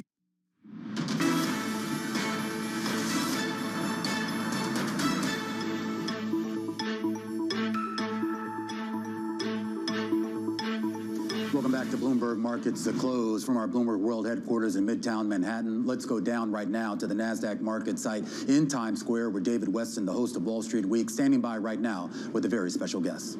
Thank you so much, Romain. Yes, we do have a very special guest. She is Adena Friedman. She is the chair and CEO of NASDAQ, which announced its earnings today. So, Adena, thank you very much for having us down here to your headquarters. So great to have you here. Thanks for coming. Congratulations on the earnings. You beat expectations as far as I can understand. At the same time, as I looked at it, it looked like it's a tale of two companies.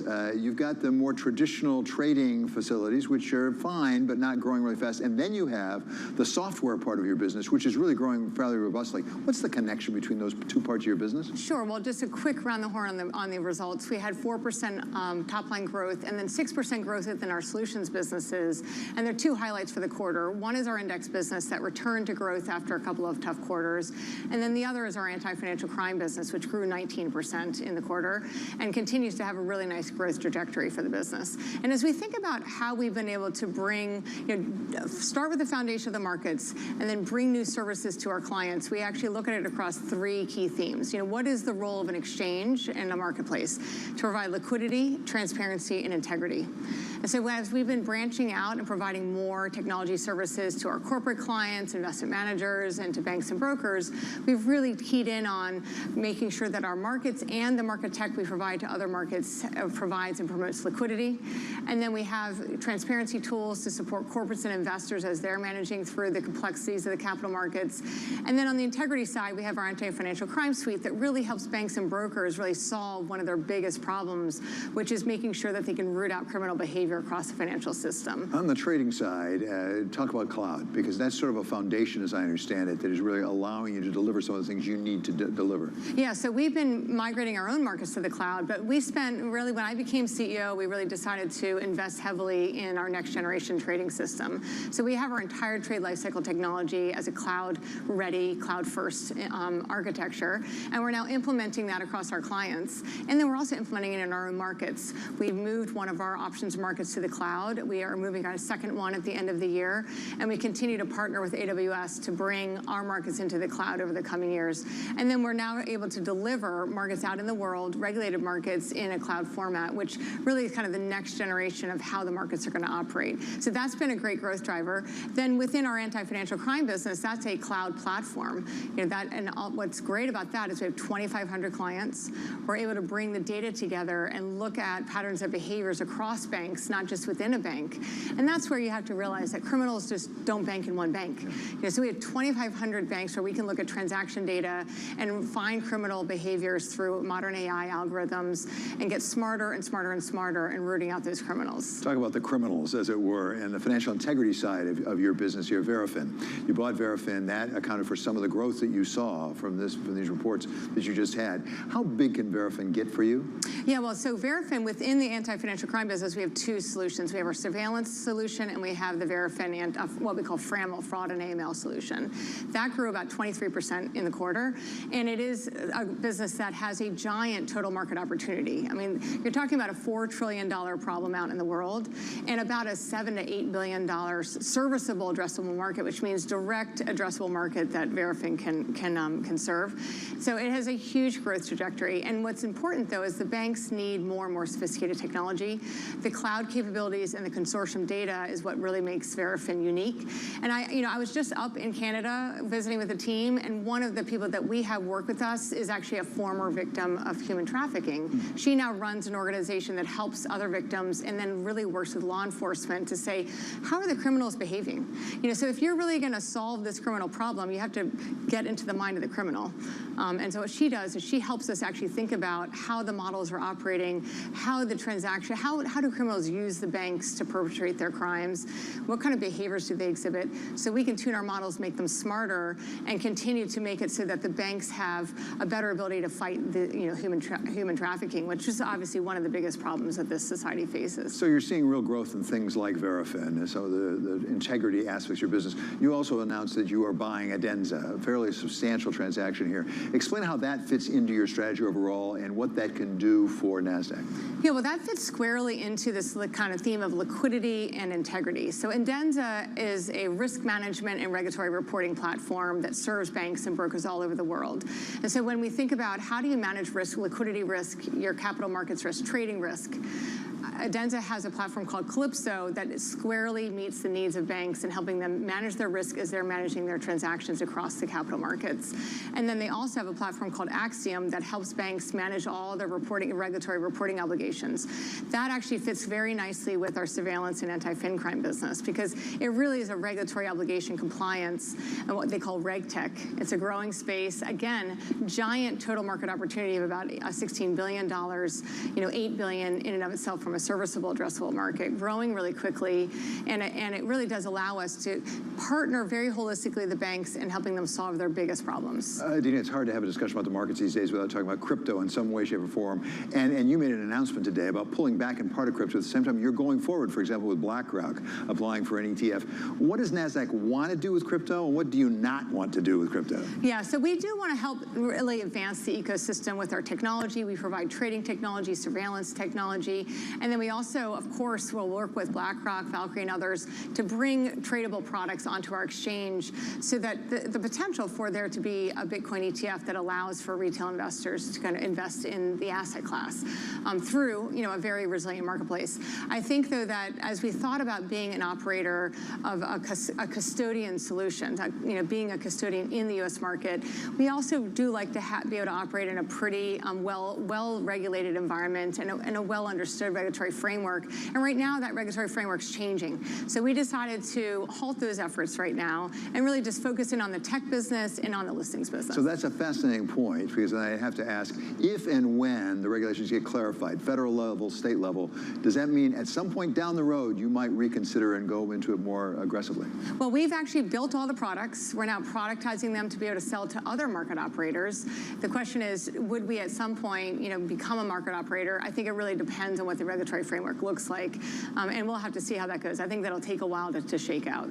Okay, Adina, it's really great to have you, to be with you actually in your home. That's Adina Friedman. She is the CEO and chair of NASDAQ. Back to you, Romaine. All right, great interview there. David Weston, the host of Wall Street Week, and tomorrow he's going to have a sit down with Thibaut Margon. He's actually the CEO over at Kenvue. Remember, this is the consumer health business that was spun out of J&J just a couple of months ago. Their first earnings report post-IPO is scheduled for Thursday, and David will have a sit down with him. Definitely tune in for that, and tune in for Wall Street Week, 6 p.m. on Friday. Meanwhile, back here on Bloomberg Markets to Close, we reset for the final hour of trading here on this Wednesday afternoon. A mixed bag for U.S. stocks, mixed economic data and mixed earnings here, putting some stocks on the back foot with the NASDAQ relatively unchanged. The Philadelphia Semiconductor Index, your primary laggard, down more than 1%. But once again, you are seeing some life in the cyclical trade. The Dow Jones Industrial Average on an 8-day run, up about 0.5% here on the day on the back of some optimism about the globe.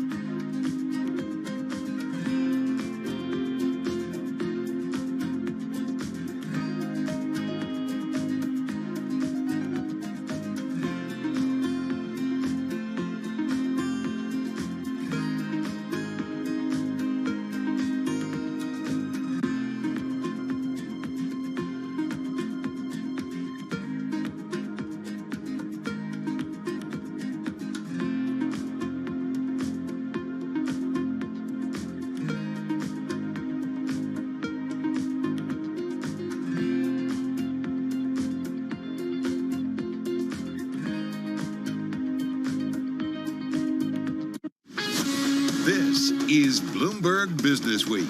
Insight from the reporters and editors who bring you America's most trusted business magazine, plus global business, finance, and tech news as it happens. Bloomberg Business Week with Carol Masser and Tim Stenivek on Bloomberg Radio.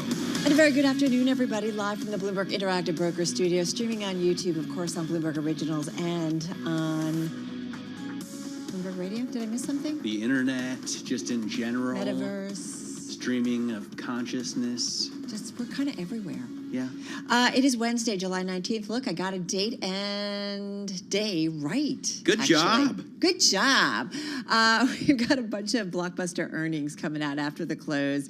Netflix, Tesla, IBM also, a few others, United Airlines. So we're going to get some big numbers that will probably impact the trade, no doubt about it, certainly in the aftermarket, and maybe change how we think about the outlook. It's been, a day of pretty amazing news flow.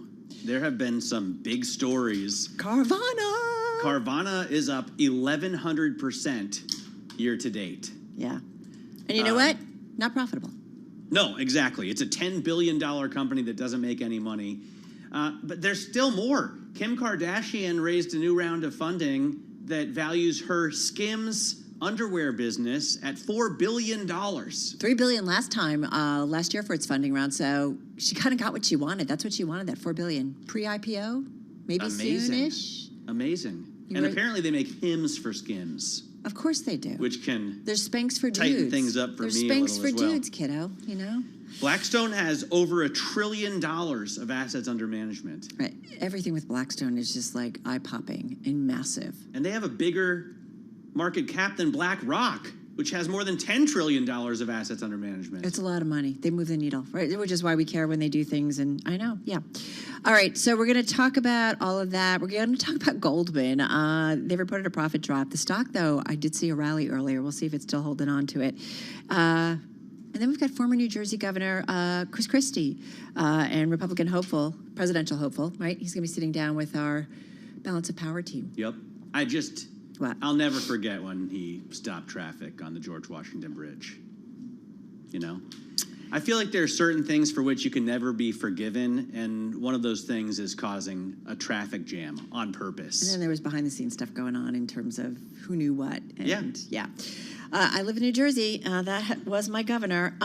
Anyway, it'll be an interesting conversation as the Republican presidential hopefuls. It's getting it a bit crowded, if you will. We're also going to wrap up with the author of a new book, The War Came to Us. So looking forward to that. Right now, though, all eyes on the market. And over to our TV colleagues. Countdown to the close starts now.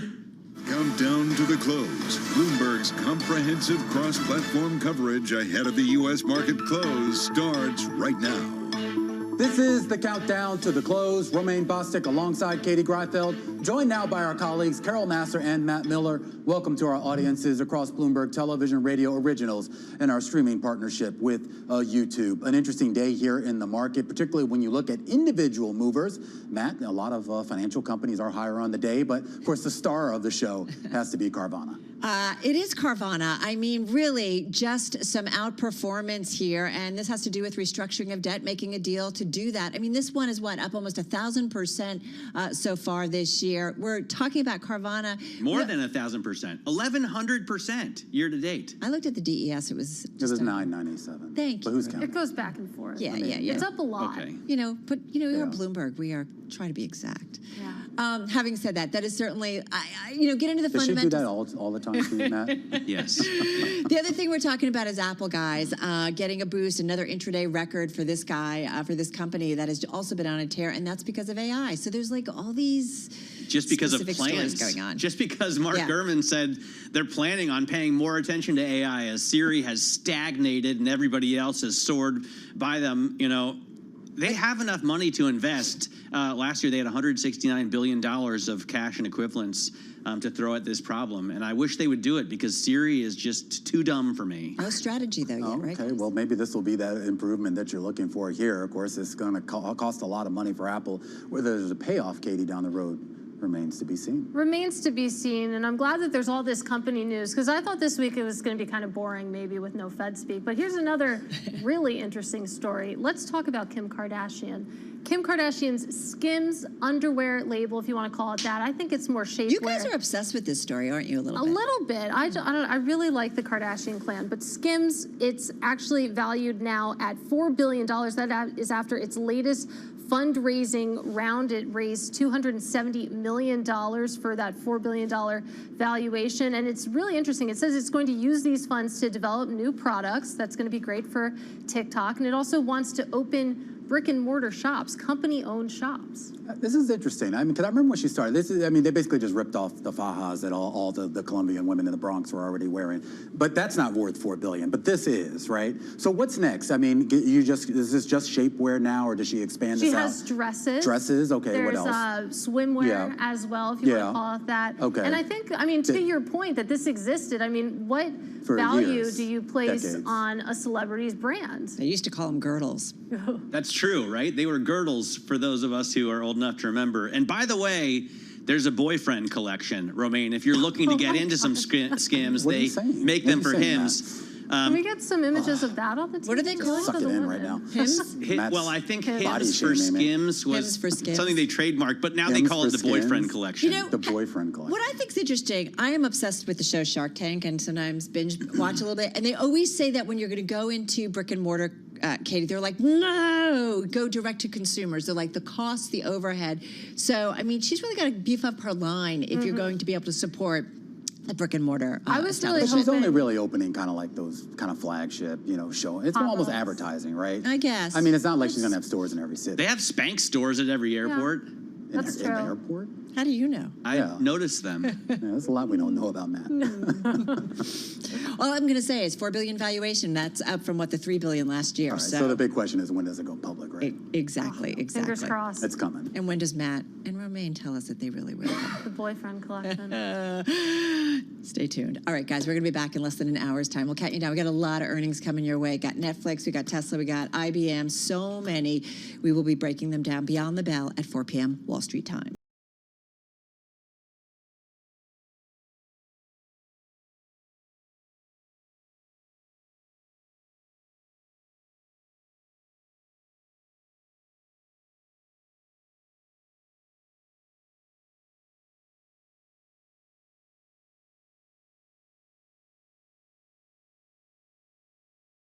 Walk Like an Egyptian? No. Is that right? That's a Bengals right? song. Yeah. Bengals, yeah. Paul Brennan's name, yes. I'm more of a Go-Go's fan myself, if you're Go-Go's looking also great. for early Vacations 80s. on, Yeah. All right, so I wonder if David Solomon's going to be taking a vacation after this one, although I do feel like we've been managed and talked down in a big way. We're talking about Goldman Sachs. Not enough, apparently. We did see the stock, though, rally after the company reported earnings. It's up about 1.6%, but off an earlier gain of about 2.6%. The company coming out, notching one of its weakest quarters under CEO David Solomon. Let's get more on Goldman. Bloomberg News senior finance reporter Sri Natarajan. He's on his phone. Who are you talking to? He's here in our Bloomberg Interactive Broker studio. Are people, sorry.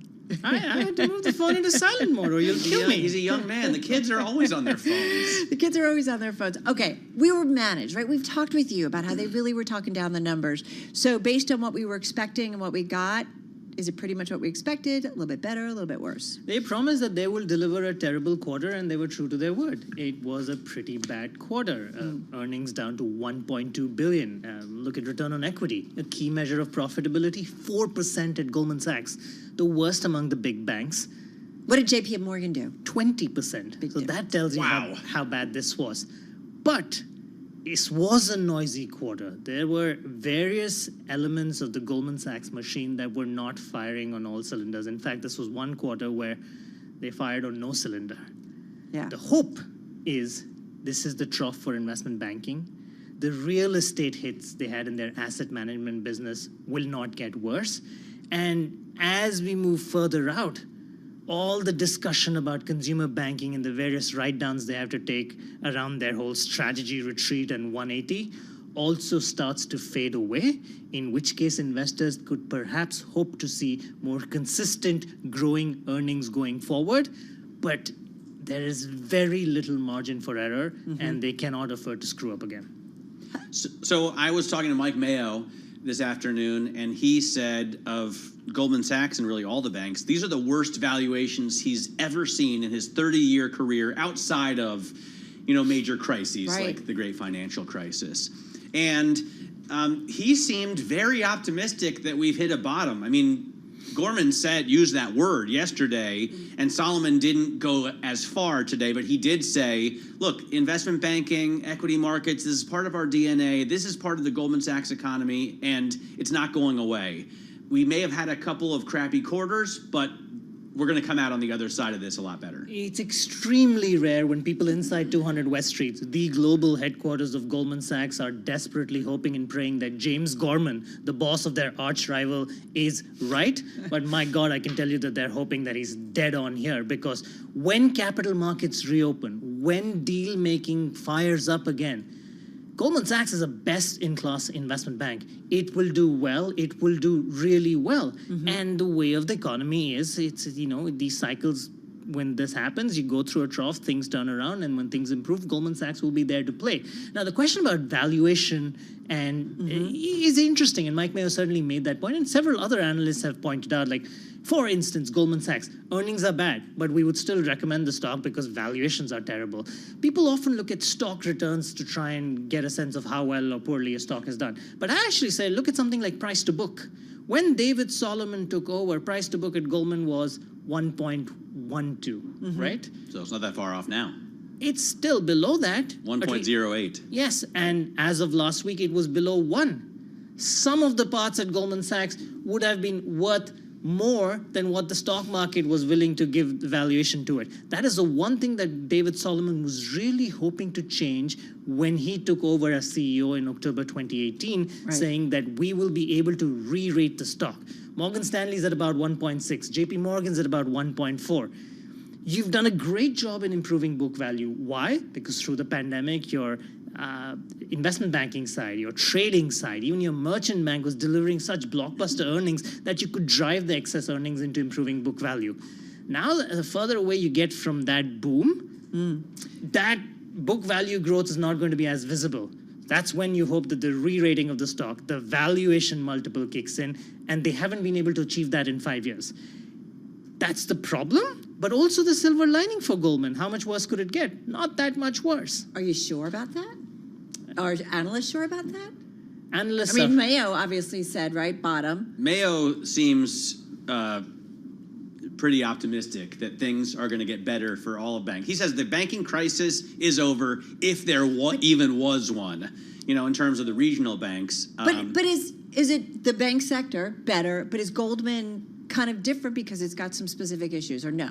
No, it is different. It has got some specific issues. You can't treat it the same as you treat a Wells Fargo, Bank of America, or JP Morgan. It doesn't have any of that Main Street presence. The one Main Street presence it tried to sort of put an imprint on. It's bailing. It's fading real fast. So that's... Plus, they have a ton of their own balance sheet investments, right? Historically done a lot of that. They've promised to get away from that.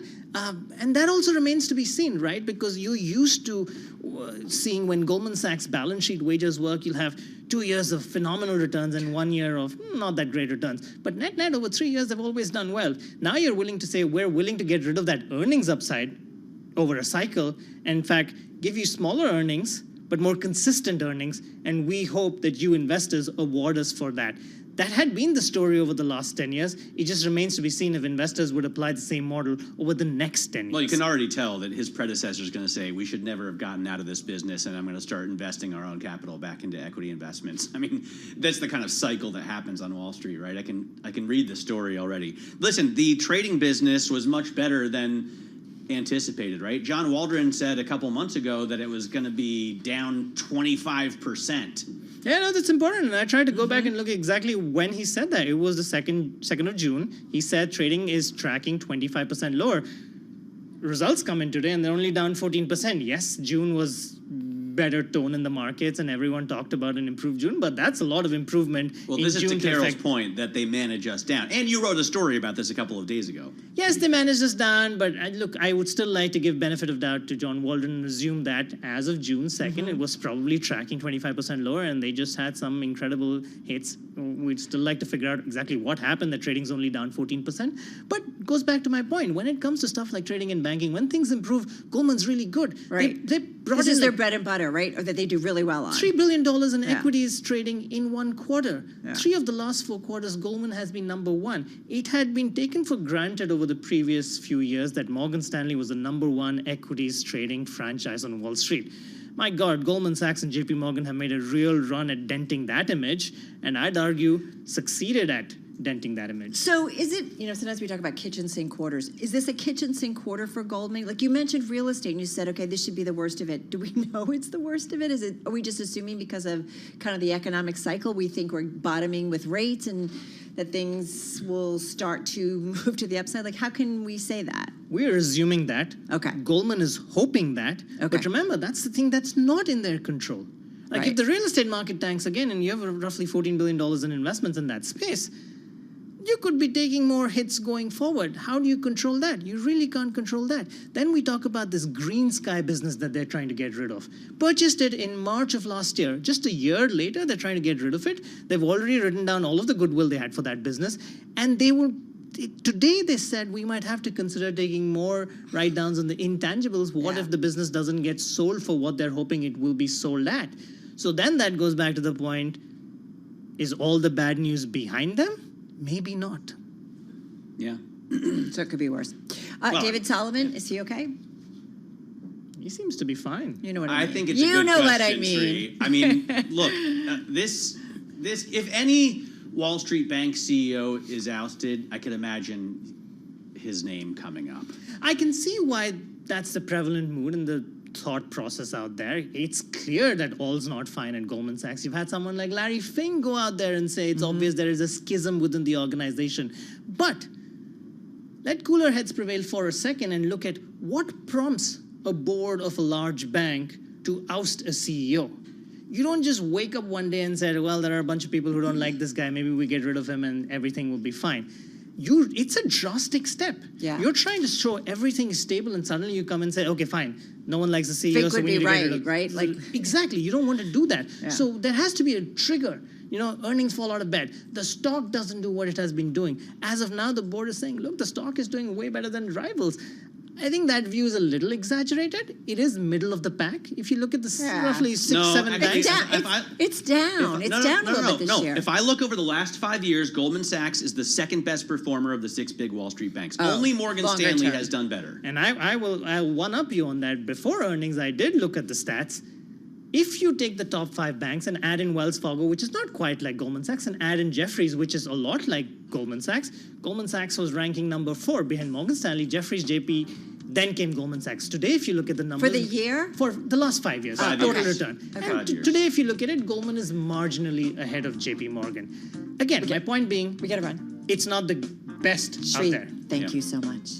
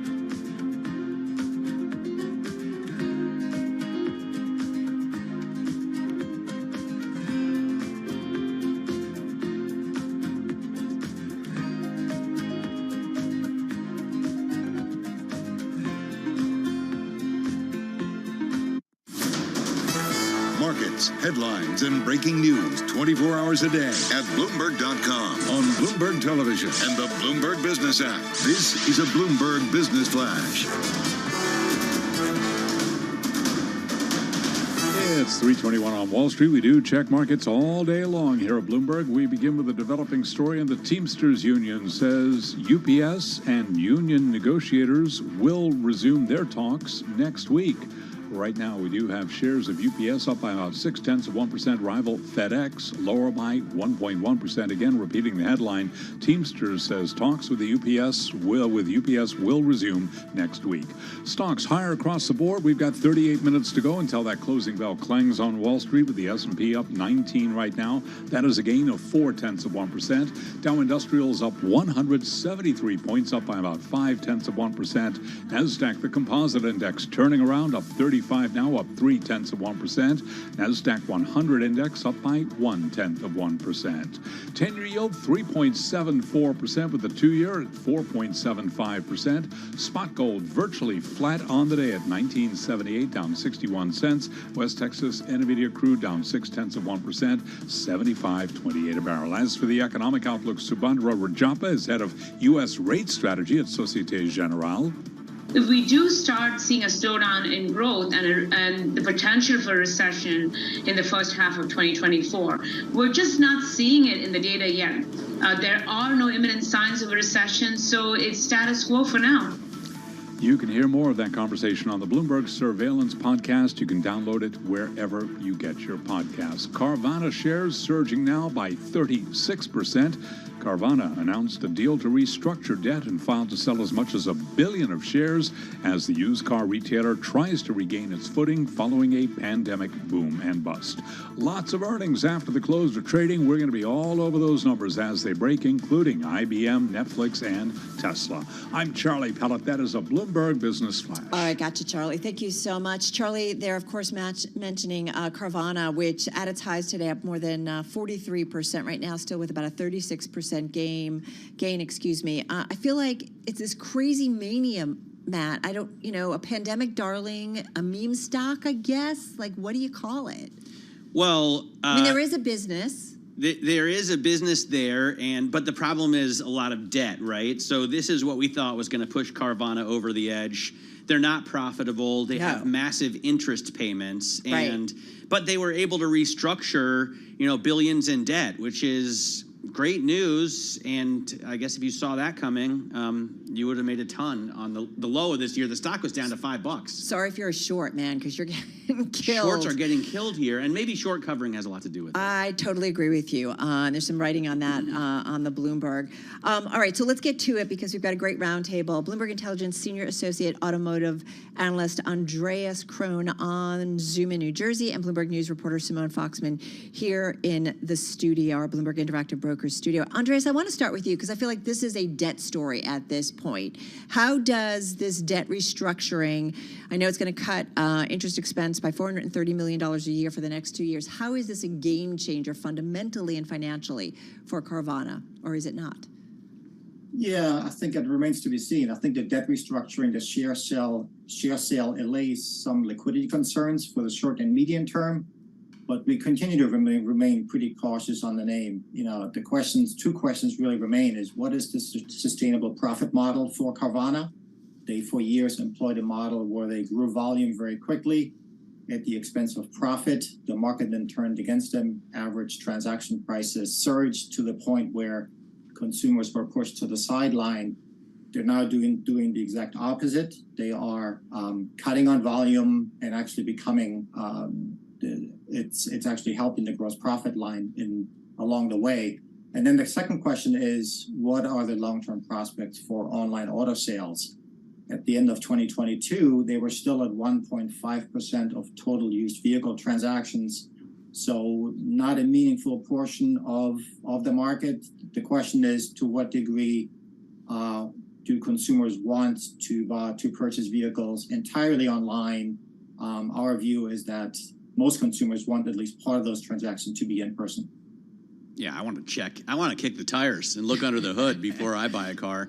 But I wonder about the debt picture here first. Before we get to, the business of used car sales, Simone, what does this agreement that we had yesterday leave Carvana with? And what do they get out of? Well, 83% of Carvana's 2025 and 2027 unsecured note maturities now get swapped for secured debt that only starts maturing in 2028. So it puts off that debt picture for a while, substantially decreases the interest expense that it's going to be paying, $430 million a year for the next 2 years. So this is substantial money that Carvana is not going to have to part with, at least immediately, as they push themselves to get back on this, to cut costs, whether it's, the vending machines that they are known for, or people, or inventory. Inventory, I think, is down over 50% year on year, we heard in the earnings call today. So this is great for the debt holders. It's higher up on the repayment ladder, isn't it? Exactly. Secured versus unsecured. We'll give you more time, but hey, right? Right. And they're cutting $1.2 billion of debt off their books. Yeah. So I think what's also interesting is that we're seeing the shares rally despite the fact that, they're going to go out and issue 35 million shares. That's not normally, Wait, you're pulling it off the rally. edge. They're like off in space. They're up 37%. But you back out that chart, back out to 5 years on the terminal. Andreas, how much of this is short covering? Because it was a heavily shorted stock. Like 50% of the outstanding shares were short. Yeah, our assumption is that this is a fair amount of short covering that's going on right now. The stock's obviously been beaten down quite a bit. The story hasn't worked out to the degree that Carvana had hoped. It hasn't really fundamentally changed in our view. So there is, I believe, a fair amount of short covering at this point. Cash flow is going to be, what am I looking at here? We're talking about what, negative? Sorry, got to pull my terminal down. Like 526, almost $527 million negative free cash flow for 2024. This is when you think about sustainable businesses, it doesn't look like one. Well, what's interesting as well, we heard from CarMax a couple weeks ago about their online presence as well, and they're actually, it turns out, taking some market share from Carvana, it would appear. So, this question that Andreas brings up, do you want to see your car in person before you buy it? Well, maybe the answer is you go to someone who is a little bit not just an online seller, and maybe people feel more comfortable with that. That said, there's wholesale that happens online. There's other parts of this business that happen online that have the potential to generate returns. But at this moment, we're seeing, I believe this is the way the CarMax CEO put it, and it's just stuck in my mind, an obviously still depressed market for used cars. Yeah, that's a very good point. Every single online-only retailer, Carvana, Room, Shift, has pulled back in terms of volume. CarMax is the only used car retailer, and they're the largest by a long shot in the U.S., has added to volume as a percentage of their overall portfolio. So clearly the online piece is contracting because consumers aren't all that in love with it as was once thought. Andreas, what about used car prices? They have really rolled over since the peak at the end of 21, beginning of 22, but they're still sincerely elevated. I look at the Manheim used vehicle value index. So, pre-pandemic, we were trading in the 150s, 140s, and now we're trading at 213 on that index. Yeah, you're right. It's been a bit of a seesaw the last 12 months or so.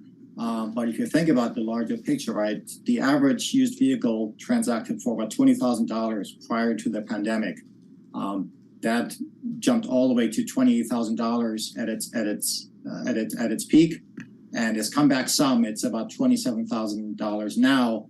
And interestingly, Carvana actually was able to raise their average selling prices by over $2,500 this last quarter, which is probably a function of just improving pricing strategy, lower cost structure in general, but then also probably the fact that their vehicles don't sit in inventory for nearly as long as they have for the last 6 months or so. So help me out, guys. This was a company that would IPO'd, is it back in 2017? So is it a business that was doing well got distorted to the upside in a big way when everybody wanted cars, and it seemed like it could do no wrong. And then now we're going through kind of a readjustment back to 2017. Was 2017 before leading into the pandemic? Was it good years for this company? I think broadly there are some bigger questions about Carvana generally that have lived on for several years.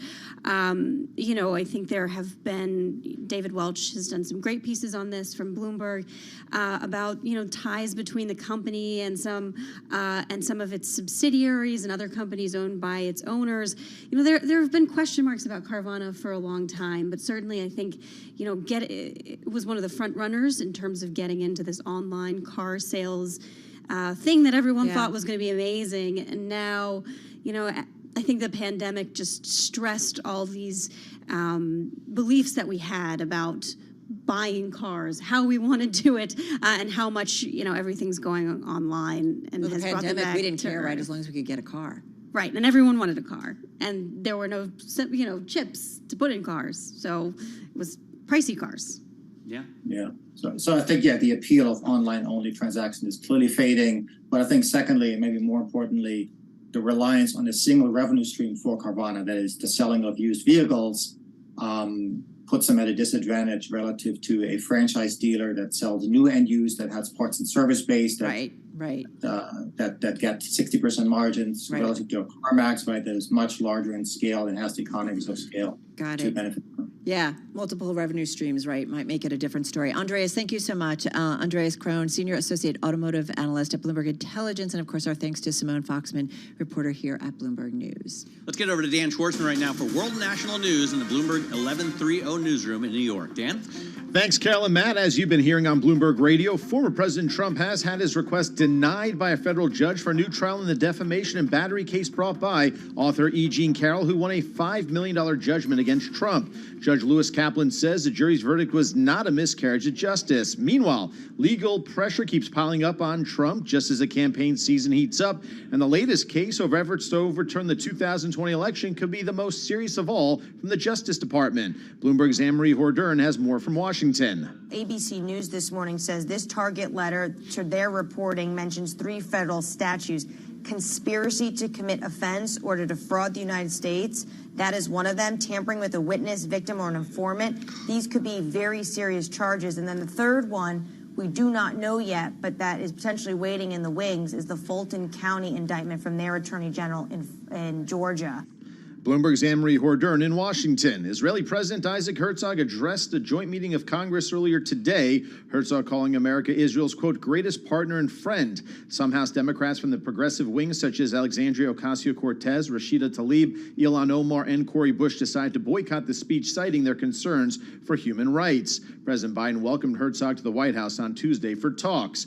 Wesleyan University says it is banning legacy admissions. The college in Connecticut says legacies have only played a negligible role in its admissions process over the years. This, of course, comes on the heels of the U.S. Supreme Court ending race-based affirmative action. Global news, 24 hours a day, powered by more than 2,700 journalists and analysts in over 120 countries. I'm Dan Schwartzman, and this is Bloomberg.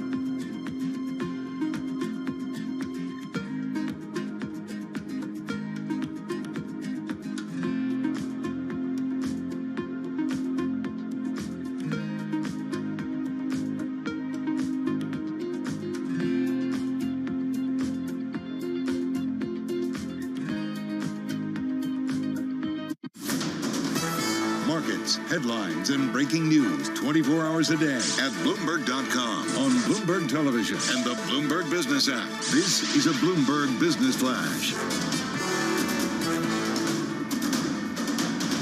It's 3:40 on Wall Street. We do check markets all day long. We have got the Dow, the S&P, and NASDAQ all higher. NASDAQ 100 index in the red right now, ahead of key earnings reports from IBM, Netflix, and also Tesla after the bell. But right now, we're going to head over to the First Word breaking news desk for today's afternoon call. Here he is, Bill Maloney. And good afternoon, Shaw. That's right. U.S. stocks trading in the green right now. The Dow up 130 points. S&P's gained 14, and NASDAQ is higher by 17. The U.S. 10-year yield at 3.74%. Gold is little changed. Oil trading in the red, and Bitcoin is higher by 0.9%. Of the main 11 S&P sectors, leaders were real estate and consumer staples. Materials led to the downside, and leaders to the upside in the Dow, Verizon, and Salesforce, while Boeing was under pressure. In the tech space, Apple jumped intraday on a report they are working on their own AI tools to catch OpenAI. And in the commodity space, wheat soared intraday on Russia's warning about ships to Ukraine. After earnings, Northern Trust soared 14%. And like you said, wrapping things up, Netflix and Tesla both report after the bell. Live from the First Breaking News Desk, I'm Bill Maloney. Charlie? Okay, we thank you very much, Bill. And to hear live breaking news over your Bloomberg, type Squawk, SQUA, on your Bloomberg terminal. I'm Charlie Pellet. That is a Bloomberg Business Flash. I'm driving in my car. I turn on the radio. How about you let me drive? Oh, no. Who's gonna drive you home? Honey, please, I'll do the driving. Drive on. Excuse me, I want to drive. It's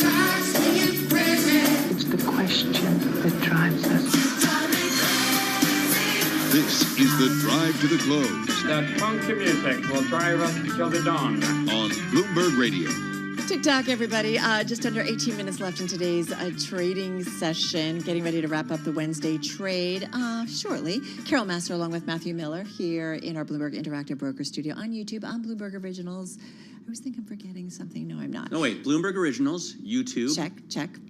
The podcast. Check. And I'll go ahead and say it's the most downloaded podcast at Bloomberg. You can say that. Yeah. It is. Anyway, and we're very grateful for all of you who download it and listen to it. In the meantime, of course, you know Matt is in for Tim. In the studio to talk about the markets is Bloomberg News Markets reporter Abigail Doolittle here in our Bloomberg Interactive Brokers studio. So, makes sense of this. I kind of feel like gains. Yeah, gains. This melts but a up little bit. Well, I agree with you on this, Carol. So I will qualify this entire conversation by saying, and I'm not sure as a journalist I'm necessarily supposed to have an opinion, but because I look at charts, you can sort of make a call on the charts. The charts over the last week or two have gone haywire because into this week and last week, I would have expected some more consolidation. You have these indexes so overextended, the S&P 500 more than 15% above its 200-day moving average in a way that it was similar to prior to the 2020 crash, the 2018 pullback, the 2010 time period. Should I even ask you about RSI? The RSI, yes, absolutely. So it's actually gone back into overbought, and that's kind of surprising because the last few times when it's gone from overbought to out of that area, we've seen some consolidation. But these buyers are relentless. Now, what's interesting to me about it is I have really thought that it was going to be earnings season, but earnings right now are coming in okay. The banks have come in okay. Big tech is up next. Something that stands out for me, so Netflix, of course, is reporting after the bell, and the big deal will be talking about the password crackdown. But when I take a look at the numbers, so this stock up more than 60% on the year. The PE right now is 36 point times. Which stock is this? Netflix. Oh, okay. So it's PE, forward PE is 36 times next year earnings, 55% above the group. And get this, the expectation for earnings or for revenue growth this quarter, 4.1%. So it's so expensive. The numbers aren't there, and this is really the case. And for it's all not because people are paying up for growth, because there isn't any, is your point. It's like FOMO. Yeah, it's just people are afraid of missing out. You have this tremendous rally. People get you said this year. Yeah, and then take a Meta. It's a kind of a similar deal in terms of single-digit growth. That stock is up more than 160%. Now, the real winner in terms of all this, Apple, which earlier had been down, they of course made the announcement with the two magical letters AI. high. So now the stock is up about 0.75%. But they are actually looking for negative revenue growth in the quarter that they're going to be reporting. So something's got to give at some point. Plus, we have the Fed next week. But going back to the original point, it's a melt up. Yeah, it does seem like we were up. We've been up every day for the past 2 weeks, except for last Friday when we were down 0.1%. Yeah, it's surprising. And it's only 0.3 today, but we were up 0.7 yesterday. We were up 0.4 on Monday. You know, and every day we just keep ratcheting up higher highs. Now we're at the highest level since April 4th of 2022, I think. Well, one of those phrases that comes to mind for me is you take the stairs up, the elevator down. Are we going to take the elevator down? I have no actual, realistic idea. But you should write a book of these little Wall Street, little Wall Street cookies. The charts never lie. Bears make you smart, bulls make you money is one of my favorites. Say that again? Bears make you smart, bulls make you money. Okay. And right now, actually, I don't know if the Bears make you smart, but the Bulls certainly make you money. Speaking of Bears, Mike Wilson, who had been pretty a regular, there would be an article on the terminal every week up until about a couple of weeks ago. No offense, Mike. I don't disagree, but I'm wondering, is he about to fold in the towel? And if he does, is that going to be the signal that things move in the other direction? I don't know. Well, Kalanovich is now saying there's a better chance of a soft landing. He's been telling people to sell stocks all year long. They're all jumping on, right? They're okay, we can do this. Well, it's hard not to, because if you're on Wall Street and you keep fighting the tape, basically Mike Wilson's been fighting the tape now after a brilliant year for more than 6 months. He's going to have to either call in the towel or he's going to be correct. Now, what would be the impetus for him being correct? Again, we have the Fed next week. I actually think one chart worth taking a look at, one asset class that we have not talked about worth taking a look at, the Bloomberg Dollar Index. Right now, it's up 0.3%. Carol, you were talking about the RSI. So let's pop this one in there because the RSI had been oversold. I'm guessing it's now back into regular territory. And it does look like we could see the Bloomberg Dollar Index. Just popping up, right? Yeah, it looks like we could see it strengthen by, let's call it 2 or 3%. That could be enough to send for and I always do this sometimes when I put in the RSI, I instead pick. I mean, the Bloomberg Dollar Index had come crashing down, right? Has. We were at 1235 on the 6th of July, and then we came down to 1200 just a couple of days ago. So yes, it was a big move lower. It was the worst stretch of the year on the idea on those CPI and PPI numbers, and the idea that the Fed's not going to have to hike quite so much. I think we should and the fact that the euro and the yen were so undervalued and still are so undervalued versus the dollar. If you type WCRS, then you can, on the left side of the screen, you can click on purchasing power. And interesting. A lot of people like the OECD basket the best of all the purchase. We have 4 purchasing power baskets on here. And you can see that the euro is still 50% undervalued. The yen is still 42% undervalued in those terms.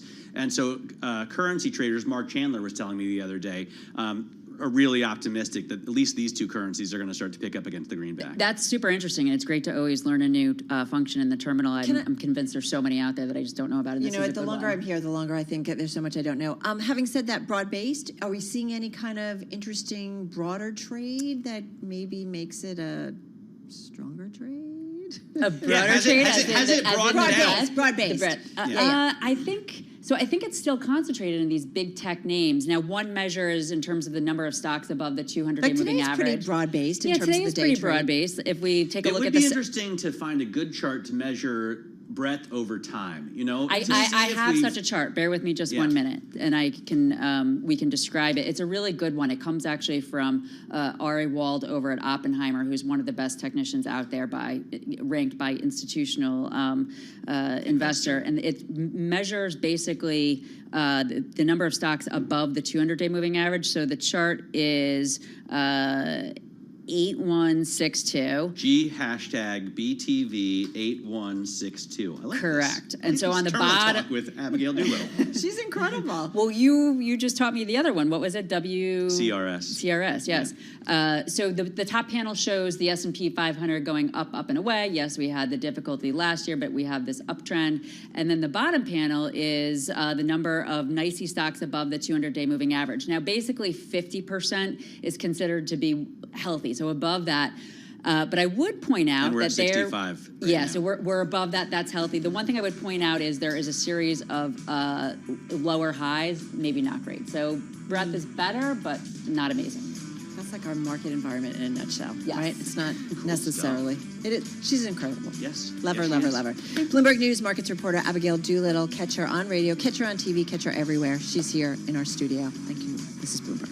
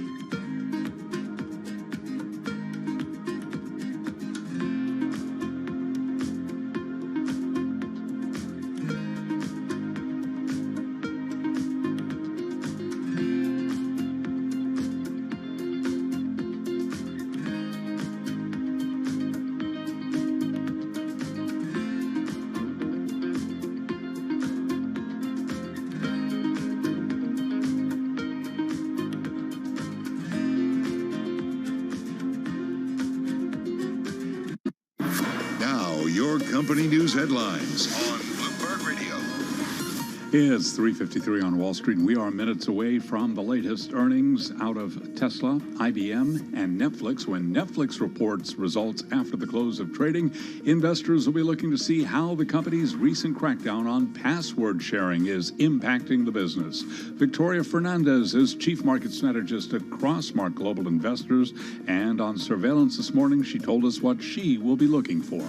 I look at what's going on in the market and I can say, yes, I see this bullish momentum, right? It's the momentum factors, the price factors that are leading this equity market right now. And you have to take advantage of that in some way. But the interesting part is we see this momentum and then we look at all of these red flags that are flashing in the market as well and say, how do we combine these two things to have some risk management for our clients while still taking advantage of the heat wave in the market? And so far this year, Netflix shares are up by 62%. You can hear more of the conversation on the Bloomberg Surveillance podcast. You can download it wherever you get your podcasts. Again, IBM, Netflix, and Tesla after the close of trading. Right now, we do have Tesla shares down by 0.5%, Netflix up 0.7%. Apple is quietly working on artificial intelligence tools that could challenge those of OpenAI.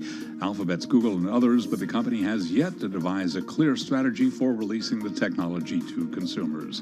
After earnings this morning, Goldman Sachs shares are up now by 1.2%. Those are the top company stories we're following for you at this hour, and this is Bloomberg.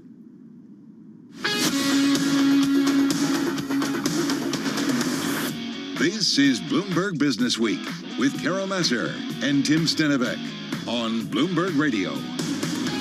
All right, everybody, we got about 4.5 minutes left in today's trading session. We got a lot of big earnings coming your way. Netflix, Tesla, IBM, United Airlines, SL Green, which is kind of interesting because they sold a big chunk of a property and that was good for their balance sheet.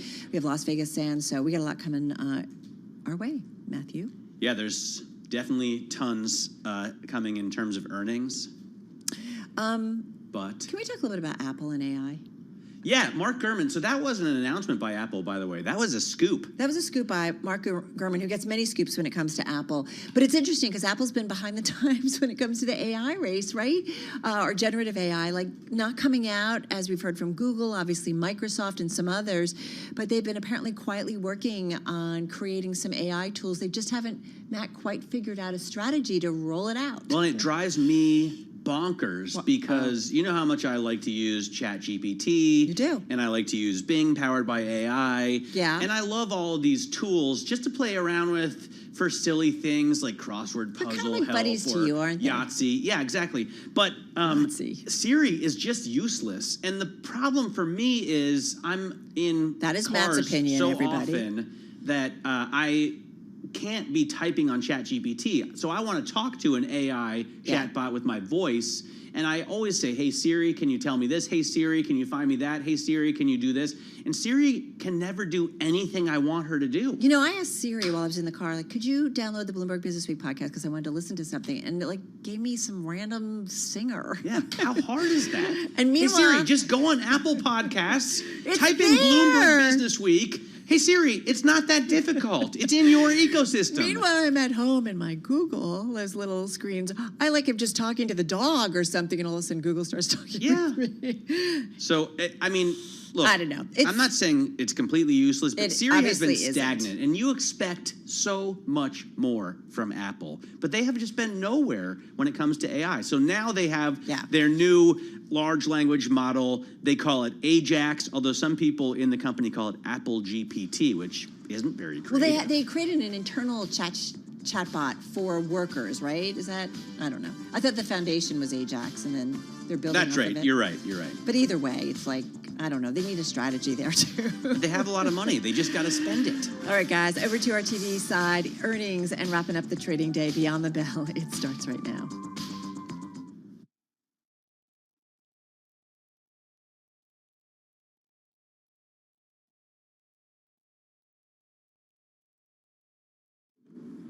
Beyond the Bell, Bloomberg's comprehensive cross-platform coverage of the U.S. market close starts right now.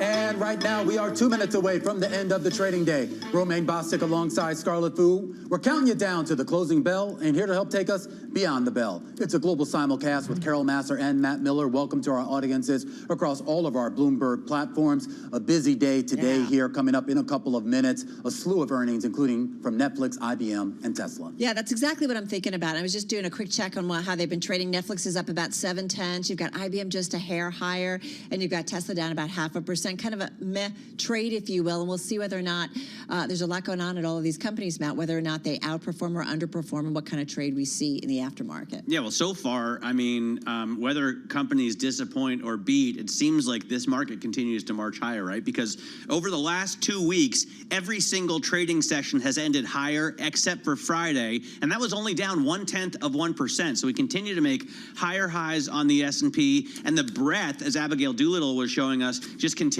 to grow. Now, 65% of companies on the New York Stock Exchange are trading over their 200-day moving average. I like what our guest just told us. Romaine was asking whether decreased volatility gives investors confidence, and she said what gives investors confidence is FOMO. And there's been a lot of gains that people might have been missing out on if they were convinced a recession was around the corner. She also, of course, talked a lot about valuations, at least on an aggregate basis. They do kind of look stretched, though. I will point out, just to push back on that, yeah, they do on an aggregate basis, but what about out on an individual basis. There's a reason why you're seeing some of these second-tier stocks start to kind of pop up a little bit here, because they did not get that multiple expansion that we saw with the Microsofts, Metas, and Apples of the world. The closing bells here in New York on this Wednesday afternoon. The Dow Jones Industrial Average higher by 0.3%. The S&P 500 higher by 0.3%. The Nasdaq Composite poking into the green, up less than 0.1% here. Netflix earnings now crossing the wire. Let's get right to it here. Revenue in the most recent quarter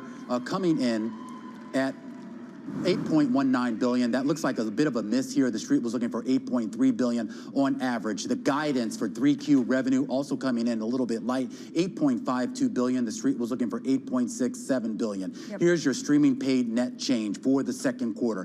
5.89 million subscribers on a net basis. That's about double, more than double what the street was looking for by 2.07. So it looks like they added a lot more in terms of net paid memberships here, but the revenue mix here, not necessarily working there in their favor. The company is saying that it does see full year operating margins holding at about 18 to 20%. That's pretty much in line with what the street was looking for here. So all around, at least on the surface, this looks like a pretty decent quarter.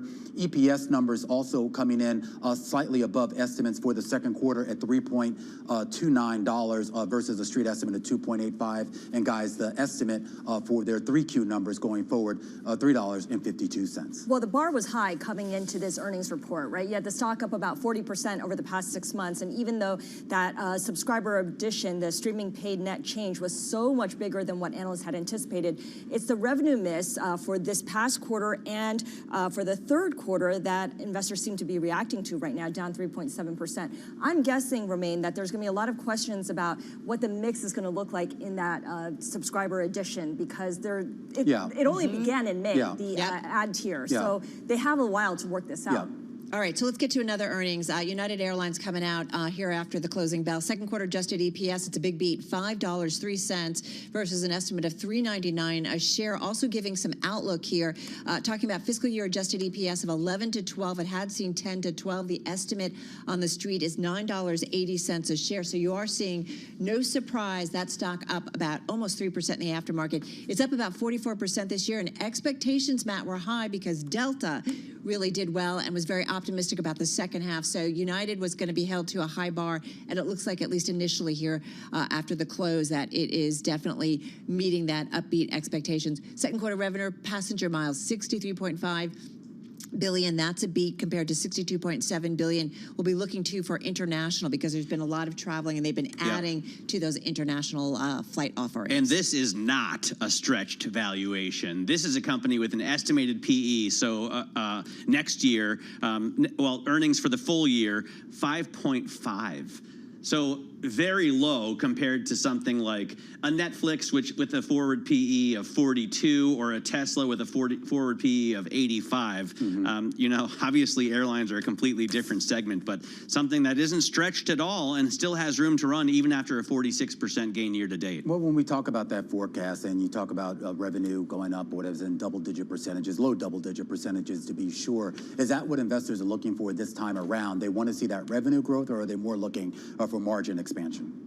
Well, you know what? Abigail Doolittle was just on with us, and she pointed out that Netflix is only expected to have 4% revenue growth this year. So, and still, investors are willing to pay 42 times next year's earnings. So it's not like they're paying for growth.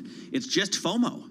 Yeah, absolutely. And just speaking, we could go back to Netflix here, Scarlett. We talk about the idea here of what the Hollywood strike, the actor strike and the writer strike could potentially do. We know we have to wait for the conference call for a little more commentary, but they are actually saying here in the press release that they're raising their 2023 cash flow forecast by $1.5 billion because of those strikes. And we know that this has been part of the narrative here, that while longer term this may not be profitable for them, in the shorter term, this actually gives them a little bit more cover on the cost side. Actually, Jeffrey says that they have enough inventory to last them through 2024. So they're in good shape, at least through 2024. And also they have global production capabilities that perhaps some of the other streamers don't have. So they have a lot of different levers that they could pull. That caught my attention too. And really that they can maybe weather this easily. and forgive me, Romaine, but if you look at Netflix in the after hours, it's been all over the place. It rallied, it sold off a little bit. It's now kind of flat, Romaine. Yeah, and I just want to go back to this idea of using that. I mean, we've already heard about a lot of exemptions to this writer's strike,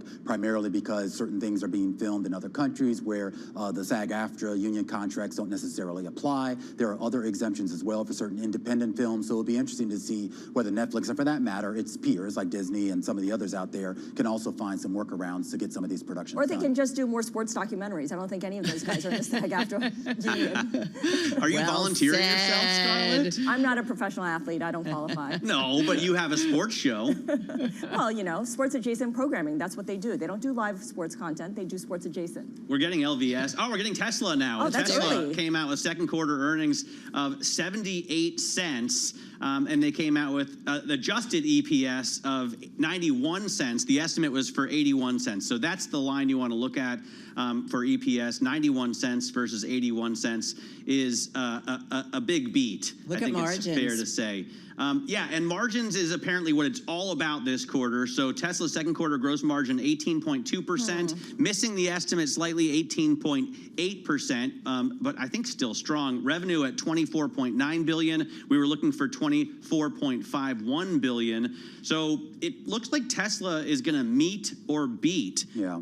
And the stock is coming down in the after hours. Stock is coming down. Maybe some of this has to do with the free cash flow numbers coming in at about $1 billion, which I guess under any other circumstance would be good. But the street was looking for about $2 billion. So certainly not an issue in terms of the money they have. But when we talk about the guidance and street expectations, definitely a little bit light, at least on that one metric. Yeah, and also coming out and saying it's start of a production of, what is Dojo? Matt, do you know this? Dojo training? It sounds like an AI training computer to me. If I had to guess, I'm going to look in the release right now. Leave it to Elon Musk to come out with something else that's going to get people excited about, you know, something they're working on, particularly when it comes to AI. But I think what you guys were talking about, the gross margin is the key there, because they need to get that back up to above 20%. Hopefully in the second half of the year is what analysts are looking for. But right now, below that 20% threshold is something to keep an eye on. Well, we're reporting that actually we're seeing some pressure on the share price because the gross margin is actually missing the estimate. So maybe there is a little bit of disappointment there. Yeah. We're also getting results from SL Green, which is the commercial landlord, at least here in New York City. And funds for operation here beating estimates per share, that is. $1.43. Analysts were looking for $1.34. Funds from operation for the second quarter overall, $98.4 million. Analysts were looking for something in the neighborhood of just over $92 million. And net operating income rising about 16% year on year. We know that SL Green led a rally in REIT stocks earlier this month when it sold a stake in one of its Midtown Manhattan skyscrapers to a Japanese investment company that valued that building at about $2 billion. So that was certainly an encouraging headline in what's been a pretty depressing environment for commercial real estate. Just want to go back to Tesla here. We're going to jump around a bit because we have a lot of earnings crossing the wire. Tesla giving an update on that Cybertruck. Of course, that sort of caught some people's attention on social media when they showed something coming out of a building, not necessarily rolling off the factory, but they are saying that their tooling, the Cybertruck factory tooling, is on track. But I also think this is interesting, Matt. They're talking about how they're focusing on cost reduction and new product development overall here. So it'll be interesting to see what that means. Yeah, they want to bring down costs to boost their margins, and they have had an advantage when it comes to chips over the other automakers. They also probably want to bring their prices down, as Ford just brought the price down of its truck. Let's take a look at IBM earnings. They're coming out right now as well. If you look at the sales or revenue, $15.48 billion. That's pretty much in line with $15.54 billion that was estimated. In terms of EPS or operating EPS, we're seeing $2.18, and the estimate was for $2 even. So it looks like IBM is beating on the operating level as well as the revenue level. Still sees free cash flow about $10.5 billion. The estimate was for $9.65 billion, so that's a little bit better. And it sees full year revenue at a constant FX level of +3 to +5%. So a little bit about the outlook. It does say it's excited about the response to its Watson X AI platform, and I hope everyone who comes out with earnings today mentions AI. Man, they've been lagging though when it comes to artificial intelligence. That's been some of the concerns in terms of everybody else getting into it. The other thing, some concerns about their consulting unit. unit. They did an acquisition. Stock's been kind of lagging if you look at some of the other big tech names this year. It's just down about 3%. And Matt, you continue to see remain too some pressure in the aftermarket. Yeah, interesting to see some of the moves in the market here. IBM only down about 0.5% or so. Las Vegas Sands shares actually down though about 4% here in after hours trading. They just came out with their results here. The 2Q numbers look like a beat. EPS coming in at 41 cents a share. That was a beat. Revenue coming in at about $2.5 billion. That was also a beat. And the company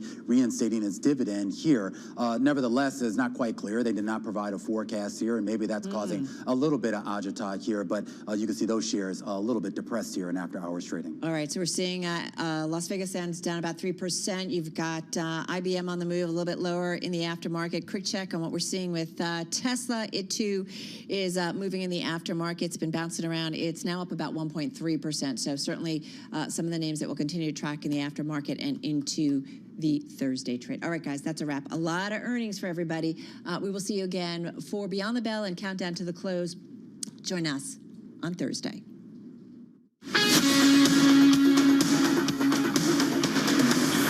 You're listening to Bloomberg Business Week with Carol Messer and Tim Stenovec on Bloomberg Radio. All right, everybody, let's get to it. We're going to stay with Netflix. We're going to stay with IBM. Netflix down about 3% in the aftermarket. IBM, as I mentioned, call it pretty much flat here following earnings. With us, and so glad to have back with us, is Dan Morgan of Synovus. He's joining us. Of course, he's portfolio manager there on the phone in Atlanta.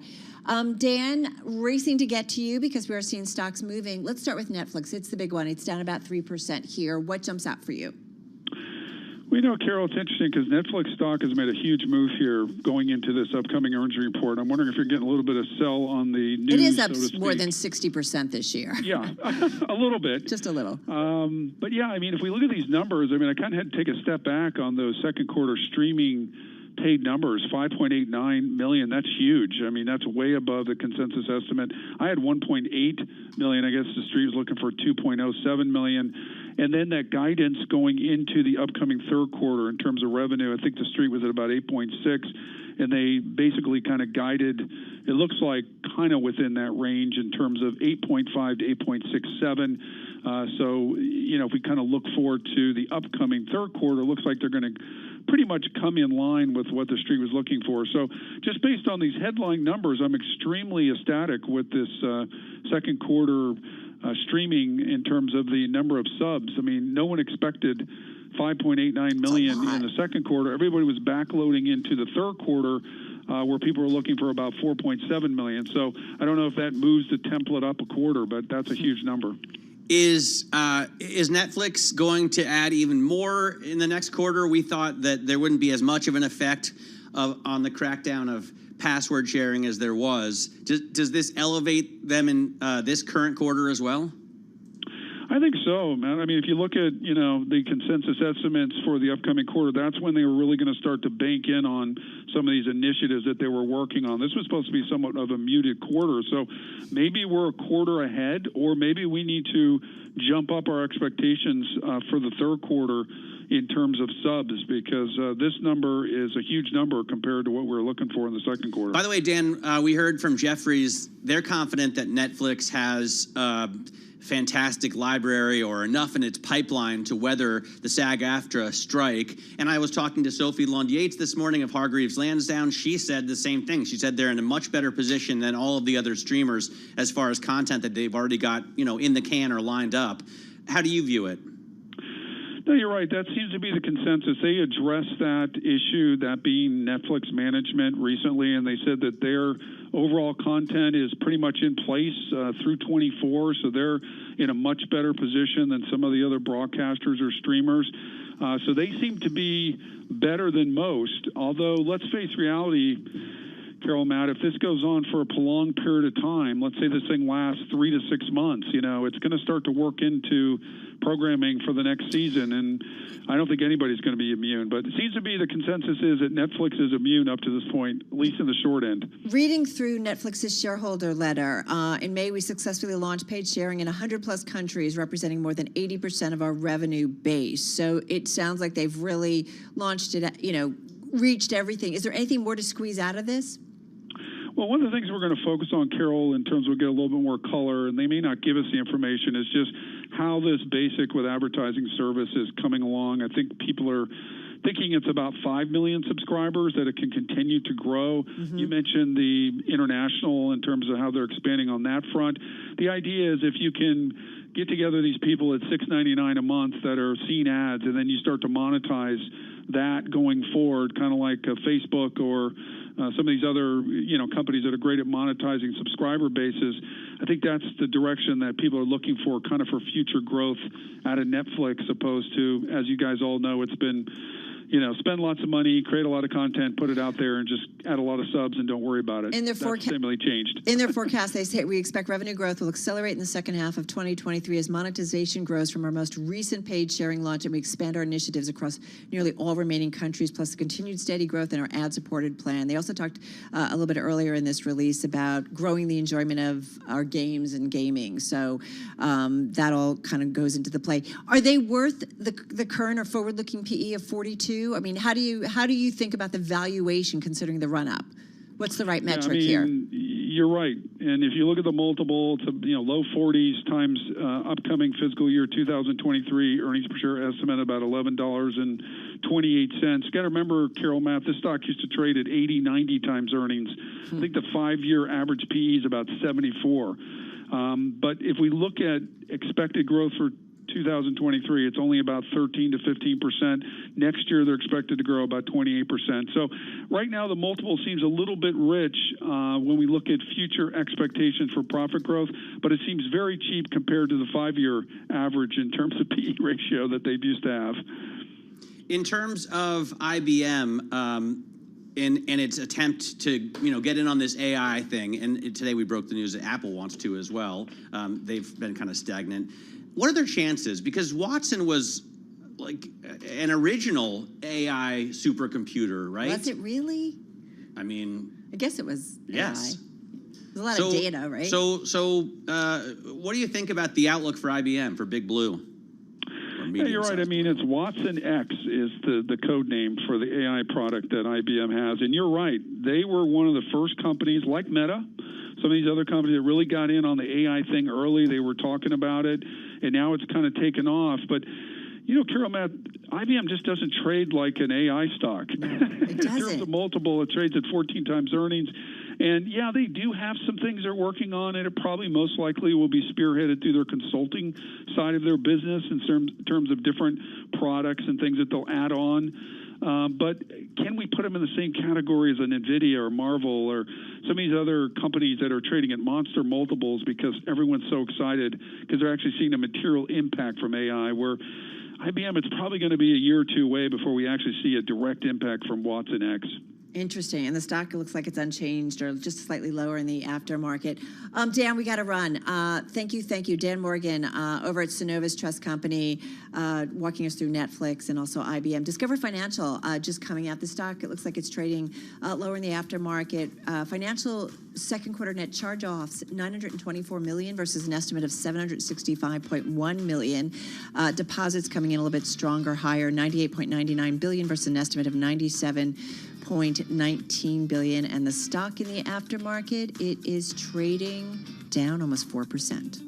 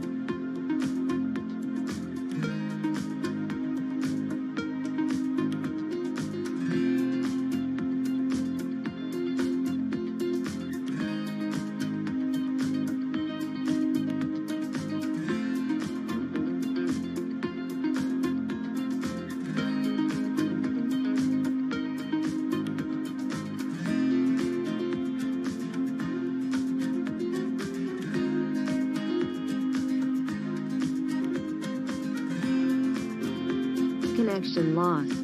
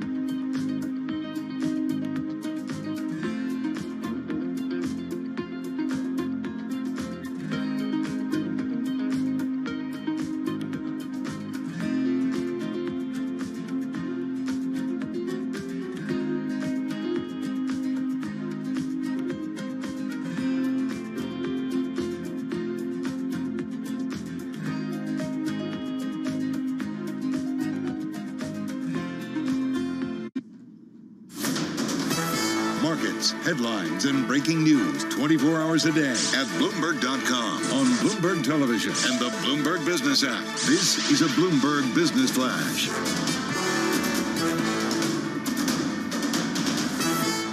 It's 4:21 on Wall Street. We do check markets all day long here at Bloomberg, keeping an eye on Netflix shares after hours. They are trading lower now, down by 3.3%. Netflix added 5.9 million customers in the second quarter of the year, more than doubling Wall Street's estimates after cracking down on people who share their passwords.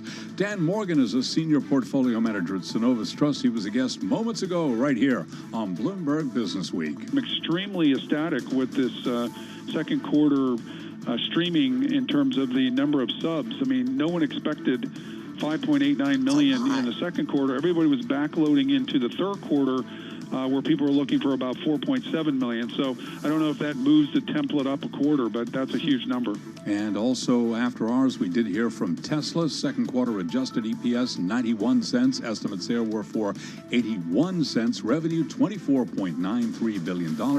Estimate on Tesla was for $24.51 billion. And United Airlines raised the low end of its profit forecast for the year and said it will earn more this quarter than Wall Street expected as the carrier benefits from burgeoning demand for international trips and still strong airfares. Stocks higher today. The Dow, the S&P, and NASDAQ all finishing in the green. However, the NASDAQ 100 index declined 15 points, down less than 0.1%. NASDAQ eked out a gain, up 4 points. Little change there. The Dow up 109, up by just about 0.3%. It was the S&P that was up 10 points by about 0.2%. 10-year yield 3.74% with a 2-year, 4.76%. Spot gold 1977 the ounce, down about 0.1%, and crude down 0.5%. West Texas Intermediate 75.36 a barrel. I'm Charlie Pellet. That is a Bloomberg Business Flash. All right, Charlie, thank you so much. Charlie breaking down all those earnings. We want to stick with Tesla, if we may, because that stock's definitely on the move. We've seen it kind of bounce around, but definitely lower here in the aftermarket. Call it. No, now it's just a little bit higher, right? Call it flat, basically.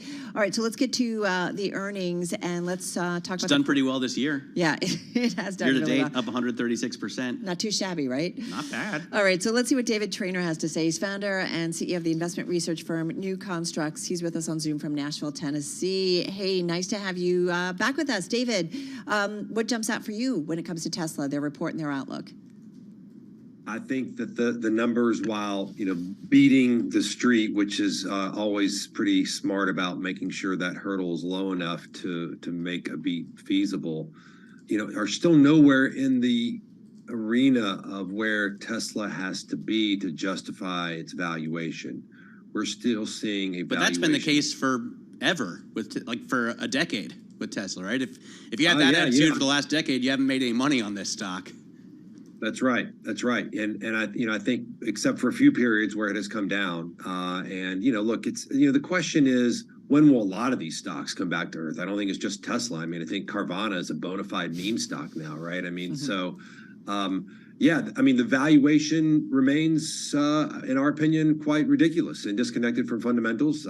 It could stay that way forever, in which case we might have runaway inflation because people continue to throw capital after bad investments. That's a scenario. I don't think it's good for the world or good for our society. But David, there are some stocks like that, right? I mean, Amazon's also had runaway valuations for a large part of the last 2 decades, and it still has been a good investment, right? I just think... I'm not arguing that it makes sense, but for some reason, there are stocks like this, and Tesla seems to be one of them, where investors get on board and they don't care about valuation. They don't care. And I mean, would you have thought 10 years ago that Tesla's going to be producing 2 million cars a year? To me, that's insane. I mean, that's been more than what's priced in. I mean, it's priced in to produce more like 20 million cars, right? I mean, that's what the valuation implies. And look, I'm not here to argue with you, and I do think you do disagree. I mean, there are stocks where valuation just doesn't matter, and that's true. I mean, Amazon has had a great run. Tesla's had a great run. We also had, low interest rates that have been on an unbelievable run for a long, long time, and that has recently changed. And that's why we created, a zombie stock list, because we do think that the clock is ticking. I mean, I think we've seen Amazon pull back here quite a bit here recently, or at least in the last year or so. But the clock is ticking, I think, on these meme stocks or these super expensive where valuation doesn't matter stocks, because we're no longer looking at an endless stream of free money or cheap money. The cheap money fuels speculation. When you don't hold something dear, you're willing to be more risky with it.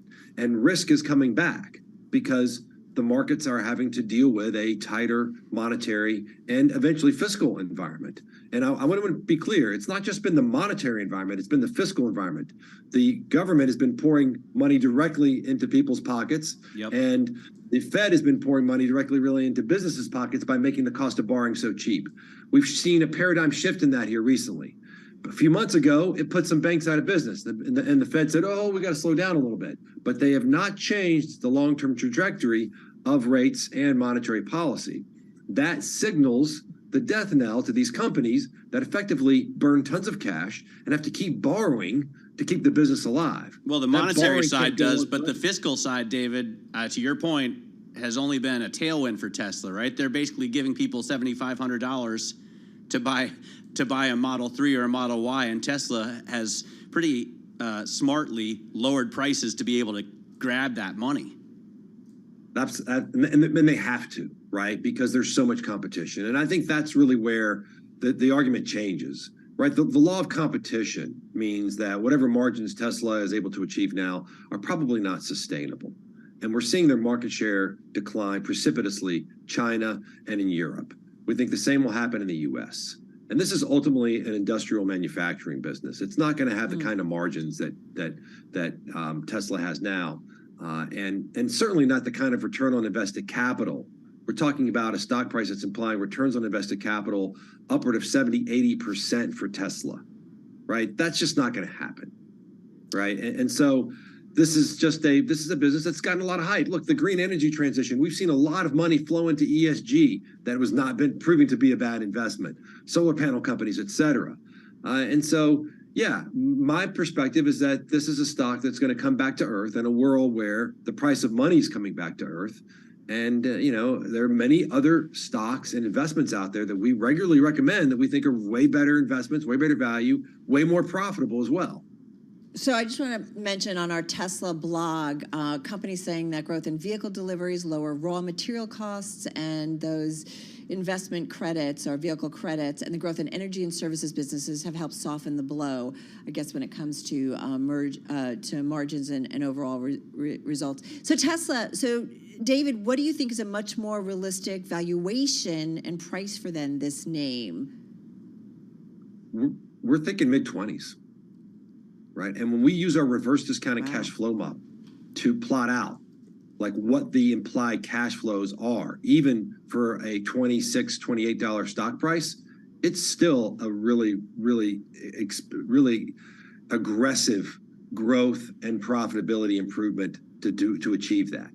I mean, it's the run in the stock this year, similar to run in meme stocks. I mean, I don't place a lot of value in stocks going up when the market's being filled with liquidity as it has been over the last couple of months. That's fair. Although Tesla, I think, is a different story than the meme stocks because it's been doing this for a decade, right? By the way, not to get too far away from the car maker, but who else is on your zombie list? Beyond Meat, Peloton. There's 25 plus stocks on that list. And all of them have so little cash that they can't support their burn rate for more than a couple of years, for 24 months, and they're all burning tons of cash. And so it's sort of like there's an end of the road. I mean, at some point in time, people are going to say, I'm not going to lend this company money because I don't know that they're going to be able to roll that debt over to someone else who's going to pay me back, because it's a game of musical chairs, right? At some point, the music stops, and whoever made the last loan is going to lose all their money unless these businesses see drastic turnarounds, because they are perennially unprofitable, expensive, and don't have enough cash to sustain a burn for much longer. It's a dangerous market to be a short seller, though, isn't it, right now, David? I mean, look at Carvana, 50% short interest or something like that, according to S3 data. And I think short covering is part of what's driving this stock higher. It could be. I mean, it could be. I think you're absolutely right. I mean, I think it's been a really dangerous market to be shorting in general. We really don't recommend that people short much at all, and we don't really provide specific recommendations to that point in general. But shorting is dangerous. We're really more about capital allocation, intelligent capital allocation. Don't put it in risky stocks that have, while they seem sexy and you got the FOMO and all that, which a lot of people I think fall prey to. Put it into companies that are actually generating real cash flows and trading at a discount to those cash flows. Just a better long-term strategy. We think at some point this kind of wild, everything goes, FOMO, YOLO, whatever you want to call it, market, we think at some point it comes back to earth. And it's in the best interest of our country that happens, right? I mean, we're better off if we can allocate capital to businesses that create real value. All right, we got to run. And not the other way. David, fun to talk with you. David Traynor, Chief Executive Officer over at New Constructs, on Zoom from Nashville, Tennessee. I'm looking at our live blog on Tesla. Dana Hull writing, the news on the Cybertruck pretty darn conservative. We got those pictures, 4 days ago on social. They better be conservative after missing every single deadline they've set for the last 4 years. Tesla confirms that the current Cybertrucks being built are still release candidates. True production has yet to begin, and the shareholder deck says that they are still tooling that production line. Yeah. On the other hand, I'm pretty excited to see that truck come out, because to me it looks cool, but I think in a small group of people, a lot of people think it's ugly. And apparently the Tesla Semi truck is still in pilot production. Yeah, it's going to be a while. This is Bloomberg. All right, let's get a check on world and national news. Dan Schwartzman, take it away.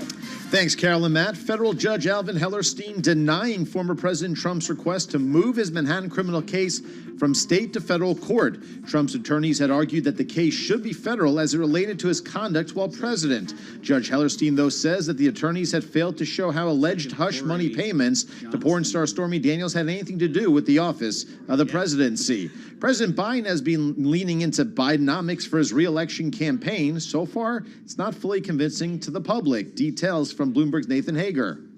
A Monmouth University poll out today shows voters are split 47 to 48% when it comes to how President Biden's been handling jobs. Unemployment right now is down to 3.6%. When it comes to infrastructure, 43% of respondents approve, 51% don't.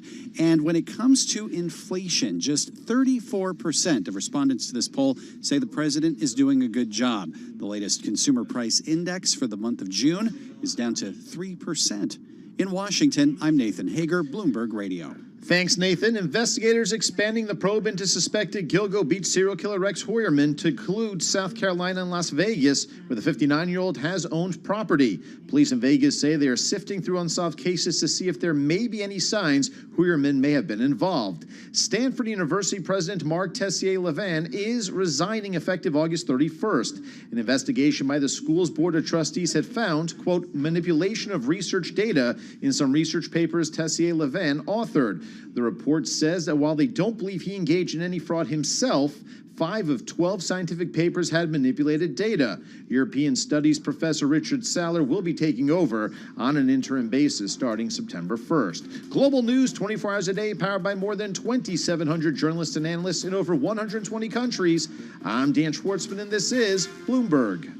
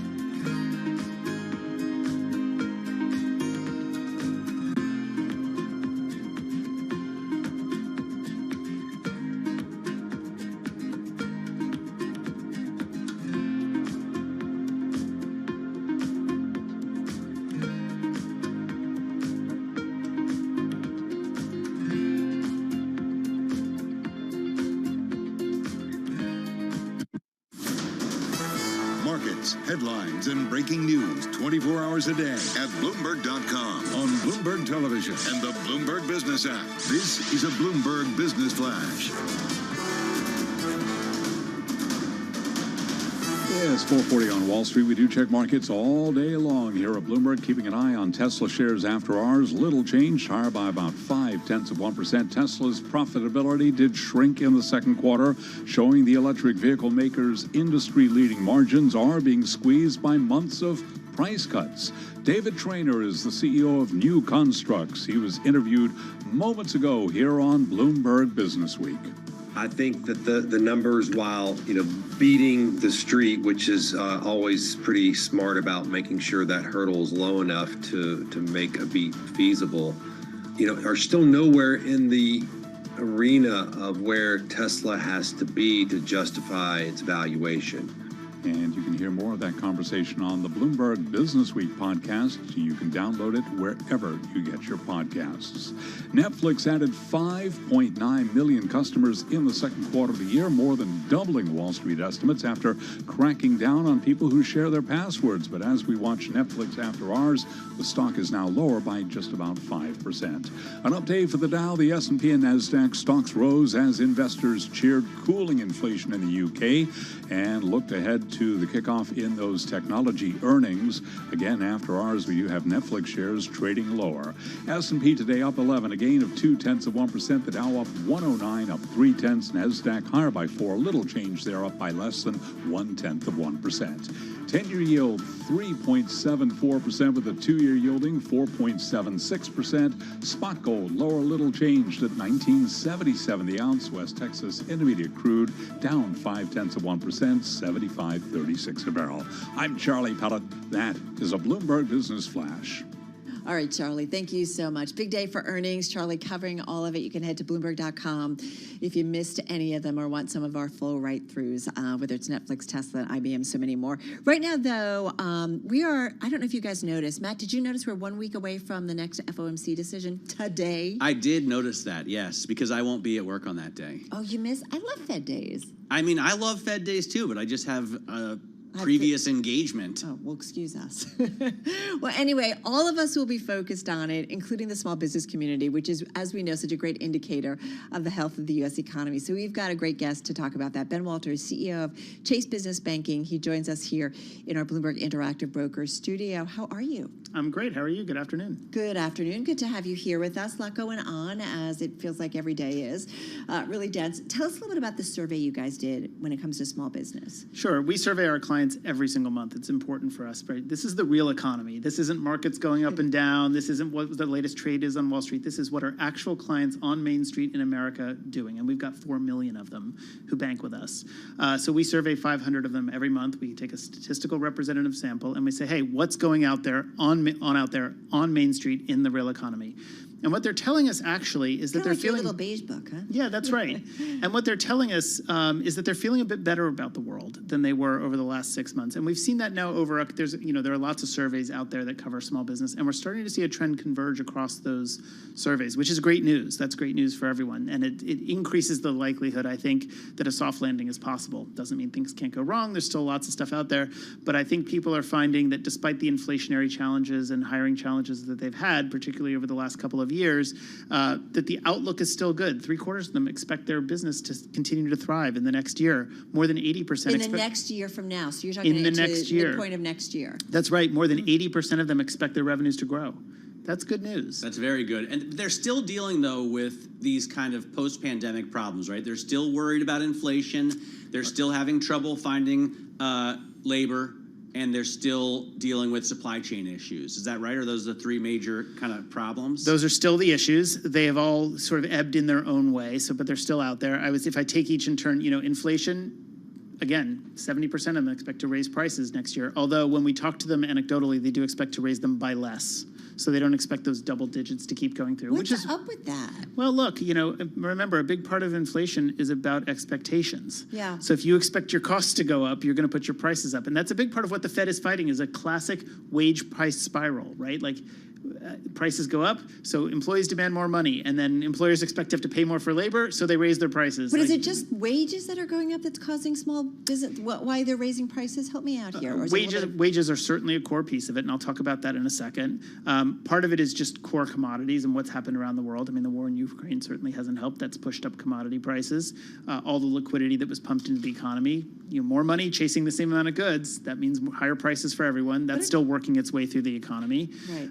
On labor, it's more isolated to different industries. So if you look across industries, it's particularly acute in things like hospitality, in things like food service, and part of it, what I hear anecdotally from my clients is really interesting.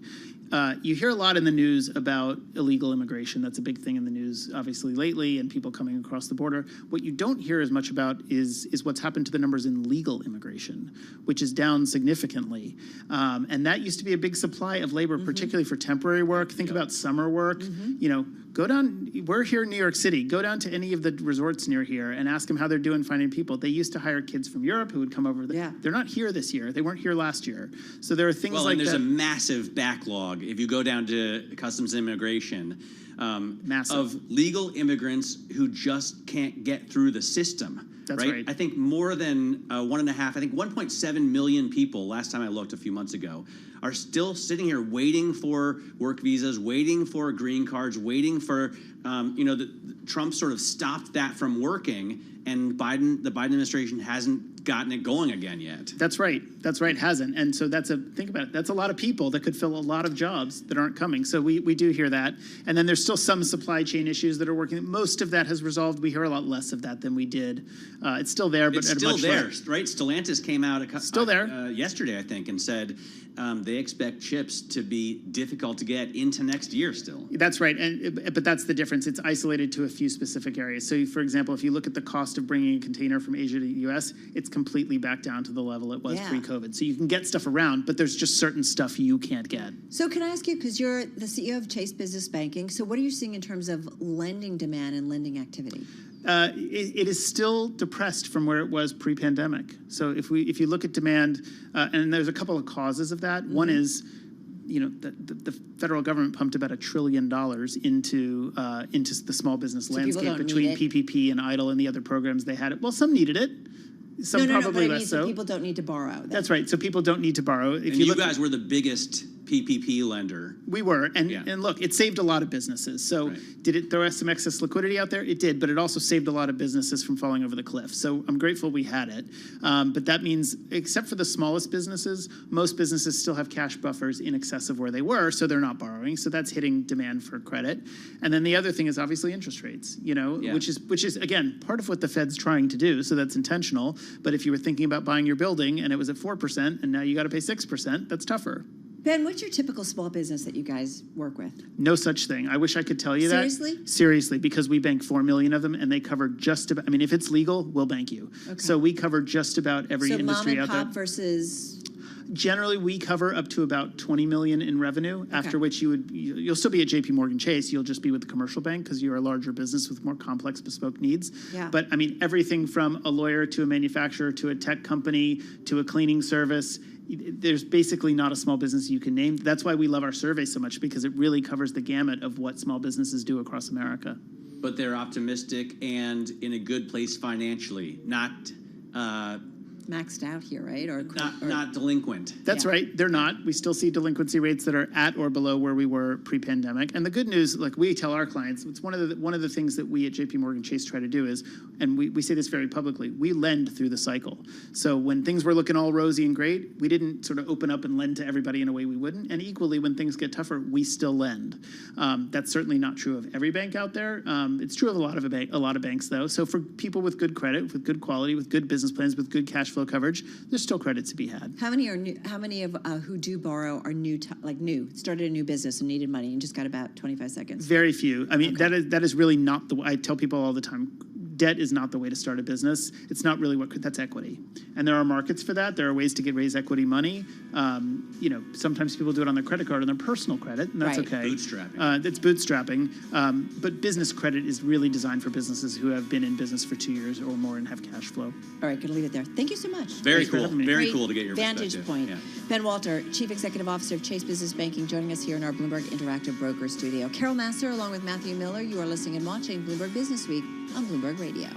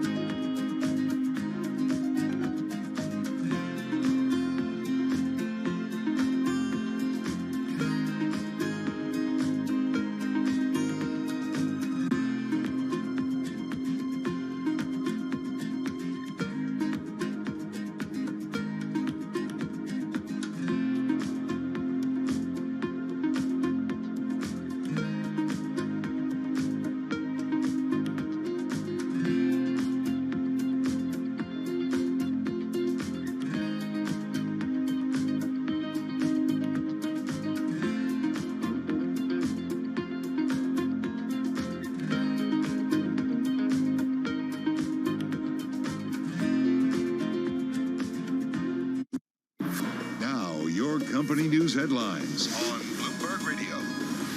From Bloomberg World headquarters, I'm Charlie Pellet. We are keeping an eye on Tesla shares after hours. Right now, looking at a gain of just about 1.5%, actually up, $1.37 right now on Tesla after hours. Its profitability did shrink in the second quarter, showing the EV makers' industry-leading margins are being squeezed by months of price cuts. Also, we are keeping an eye on shares of Netflix after hours. That stock right now down by 4.4%. Netflix shares are declining after sales missed Wall Street estimates, and the company issued a third quarter forecast that also fell short. An update for Goldman Sachs shares. Goldman was up today by 1%. Goldman Sachs Group's profit plunged as the Wall Street giant notched one of its weakest quarters under CEO David Solomon. Sri Natarajan covers banks and financials for Bloomberg News. A lot of analysts, some of the analysts at least, have called this a kitchen sink quarter. Try and throw out all the bad stuff in this quarter because the numbers are really bad. Return on equity, 4%. How does that compare to some of the peers? It's the worst among the big banks. You have JP Morgan posting 20% return on equity. So that's not good. And you've had a few consecutive quarters of Goldman missing on its profitability goal, which is a mid-teens ROE. And you can hear more of that conversation on the Bloomberg Business Week podcast. You can download it wherever you get your podcasts. Apple said to be quietly working on artificial intelligence tools that could challenge those of OpenAI, Alphabet's Google, and others, but the company has yet to devise a clear strategy for releasing the technology to consumers. Those are our top company stories, and this is Bloomberg.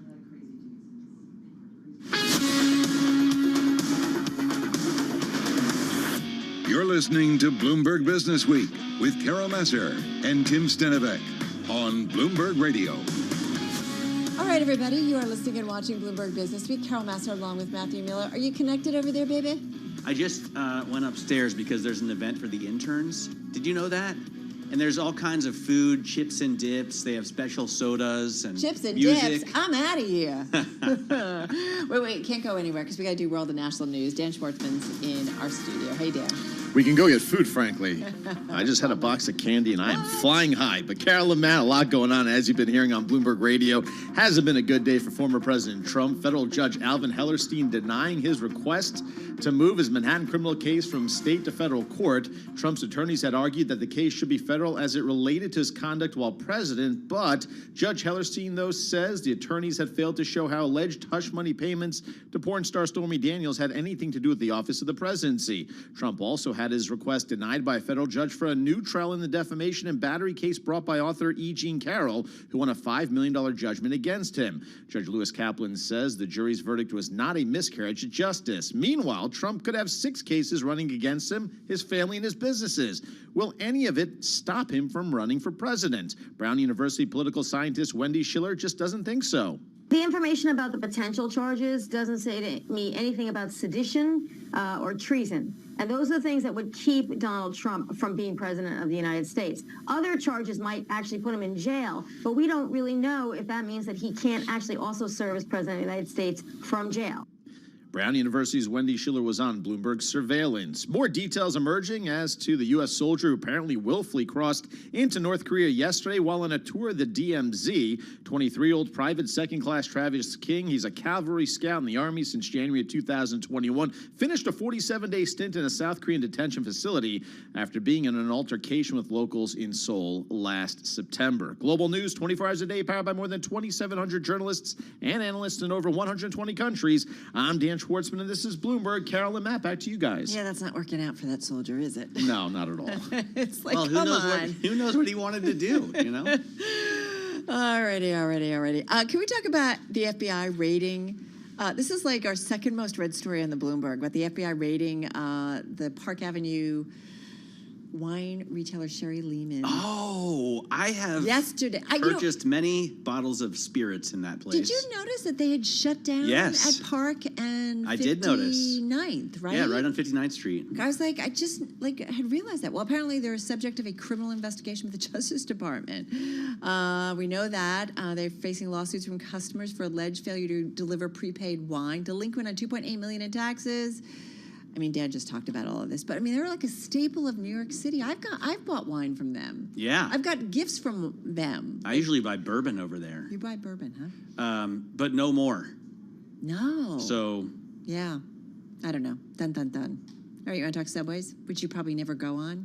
I have gone on the subway. I have gone in my years. When I worked at the New York Stock Exchange, I would ride the subway from here to there every day and back because it's such a quick, easy ride. When's the last time you went on the subway? I don't know. How much did it cost? But that's Do you because I'm even remember? driving cars all the time. Yeah, so for my job, I have to drive cars. It's part of my job. Well, it's going to be almost $3. Well, it doesn't sound like very much. Used to be, wasn't it like $1? I don't know. When was it when there was a little token? Do you remember the tokens? In London, it's like £4. So is it really? Yeah. Why is it so expensive? Is that expensive? £4? Isn't it like over $5? But for traveling all around the city, and you can ride it for as long as you want. In one day? In one day? No, I'm just saying without getting off. You know. on like the circle line, just circling back and forth. You know, sometimes you're just so charming. $3 kind of doesn't adorable. sound like, $3 doesn't sound like too much to me, but maybe I'm woefully out of touch. I guess so. I don't know. Rising to 290 from 275. Yeah. I know. Just drive your cars. Your neon green Is it cars. worth it though? I don't know. It's a quick way to get around New York when streets are crazy. Yeah. So Until to we me, get congestion pricing. It's much better than taking a cab. It's much better than being stuck in traffic. More to come, guys, including an interview with former New Jersey Governor Chris Christie. Stick around.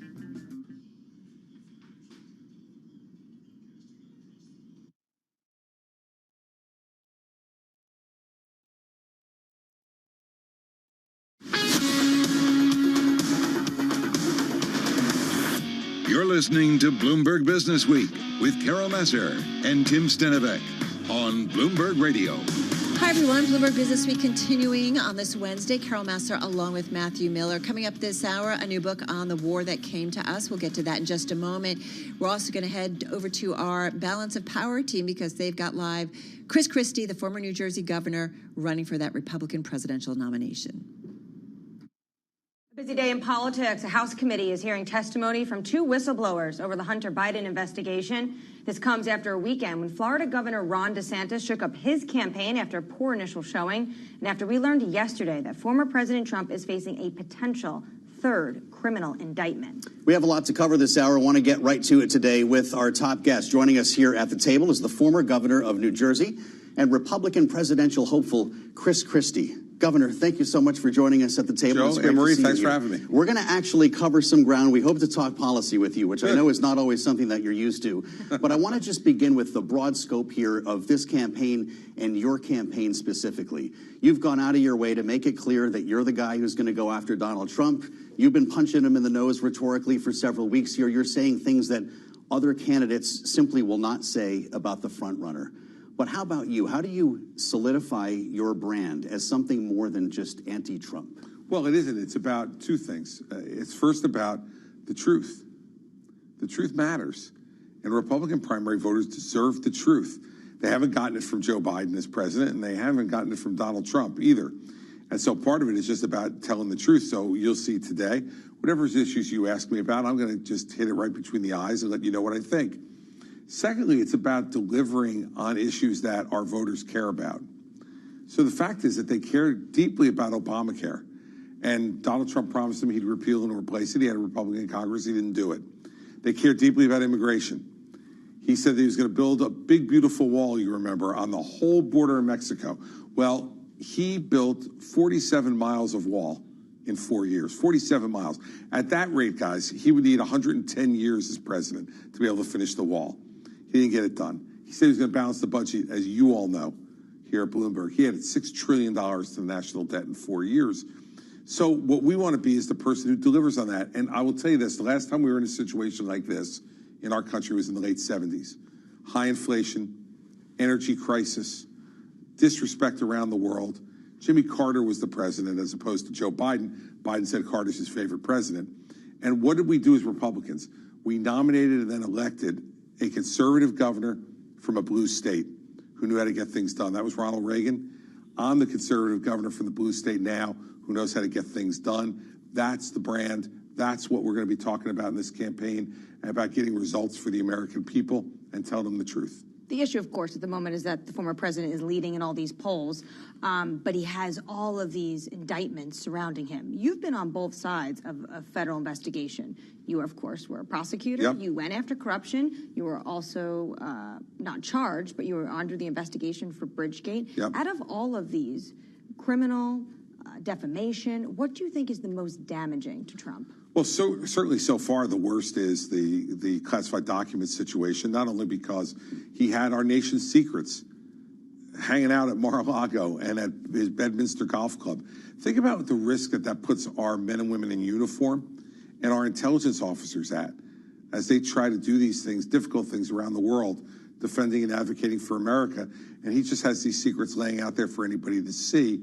And then he lied about it and obstructed the investigation and instructed his lawyers to lie and lied to his own lawyers.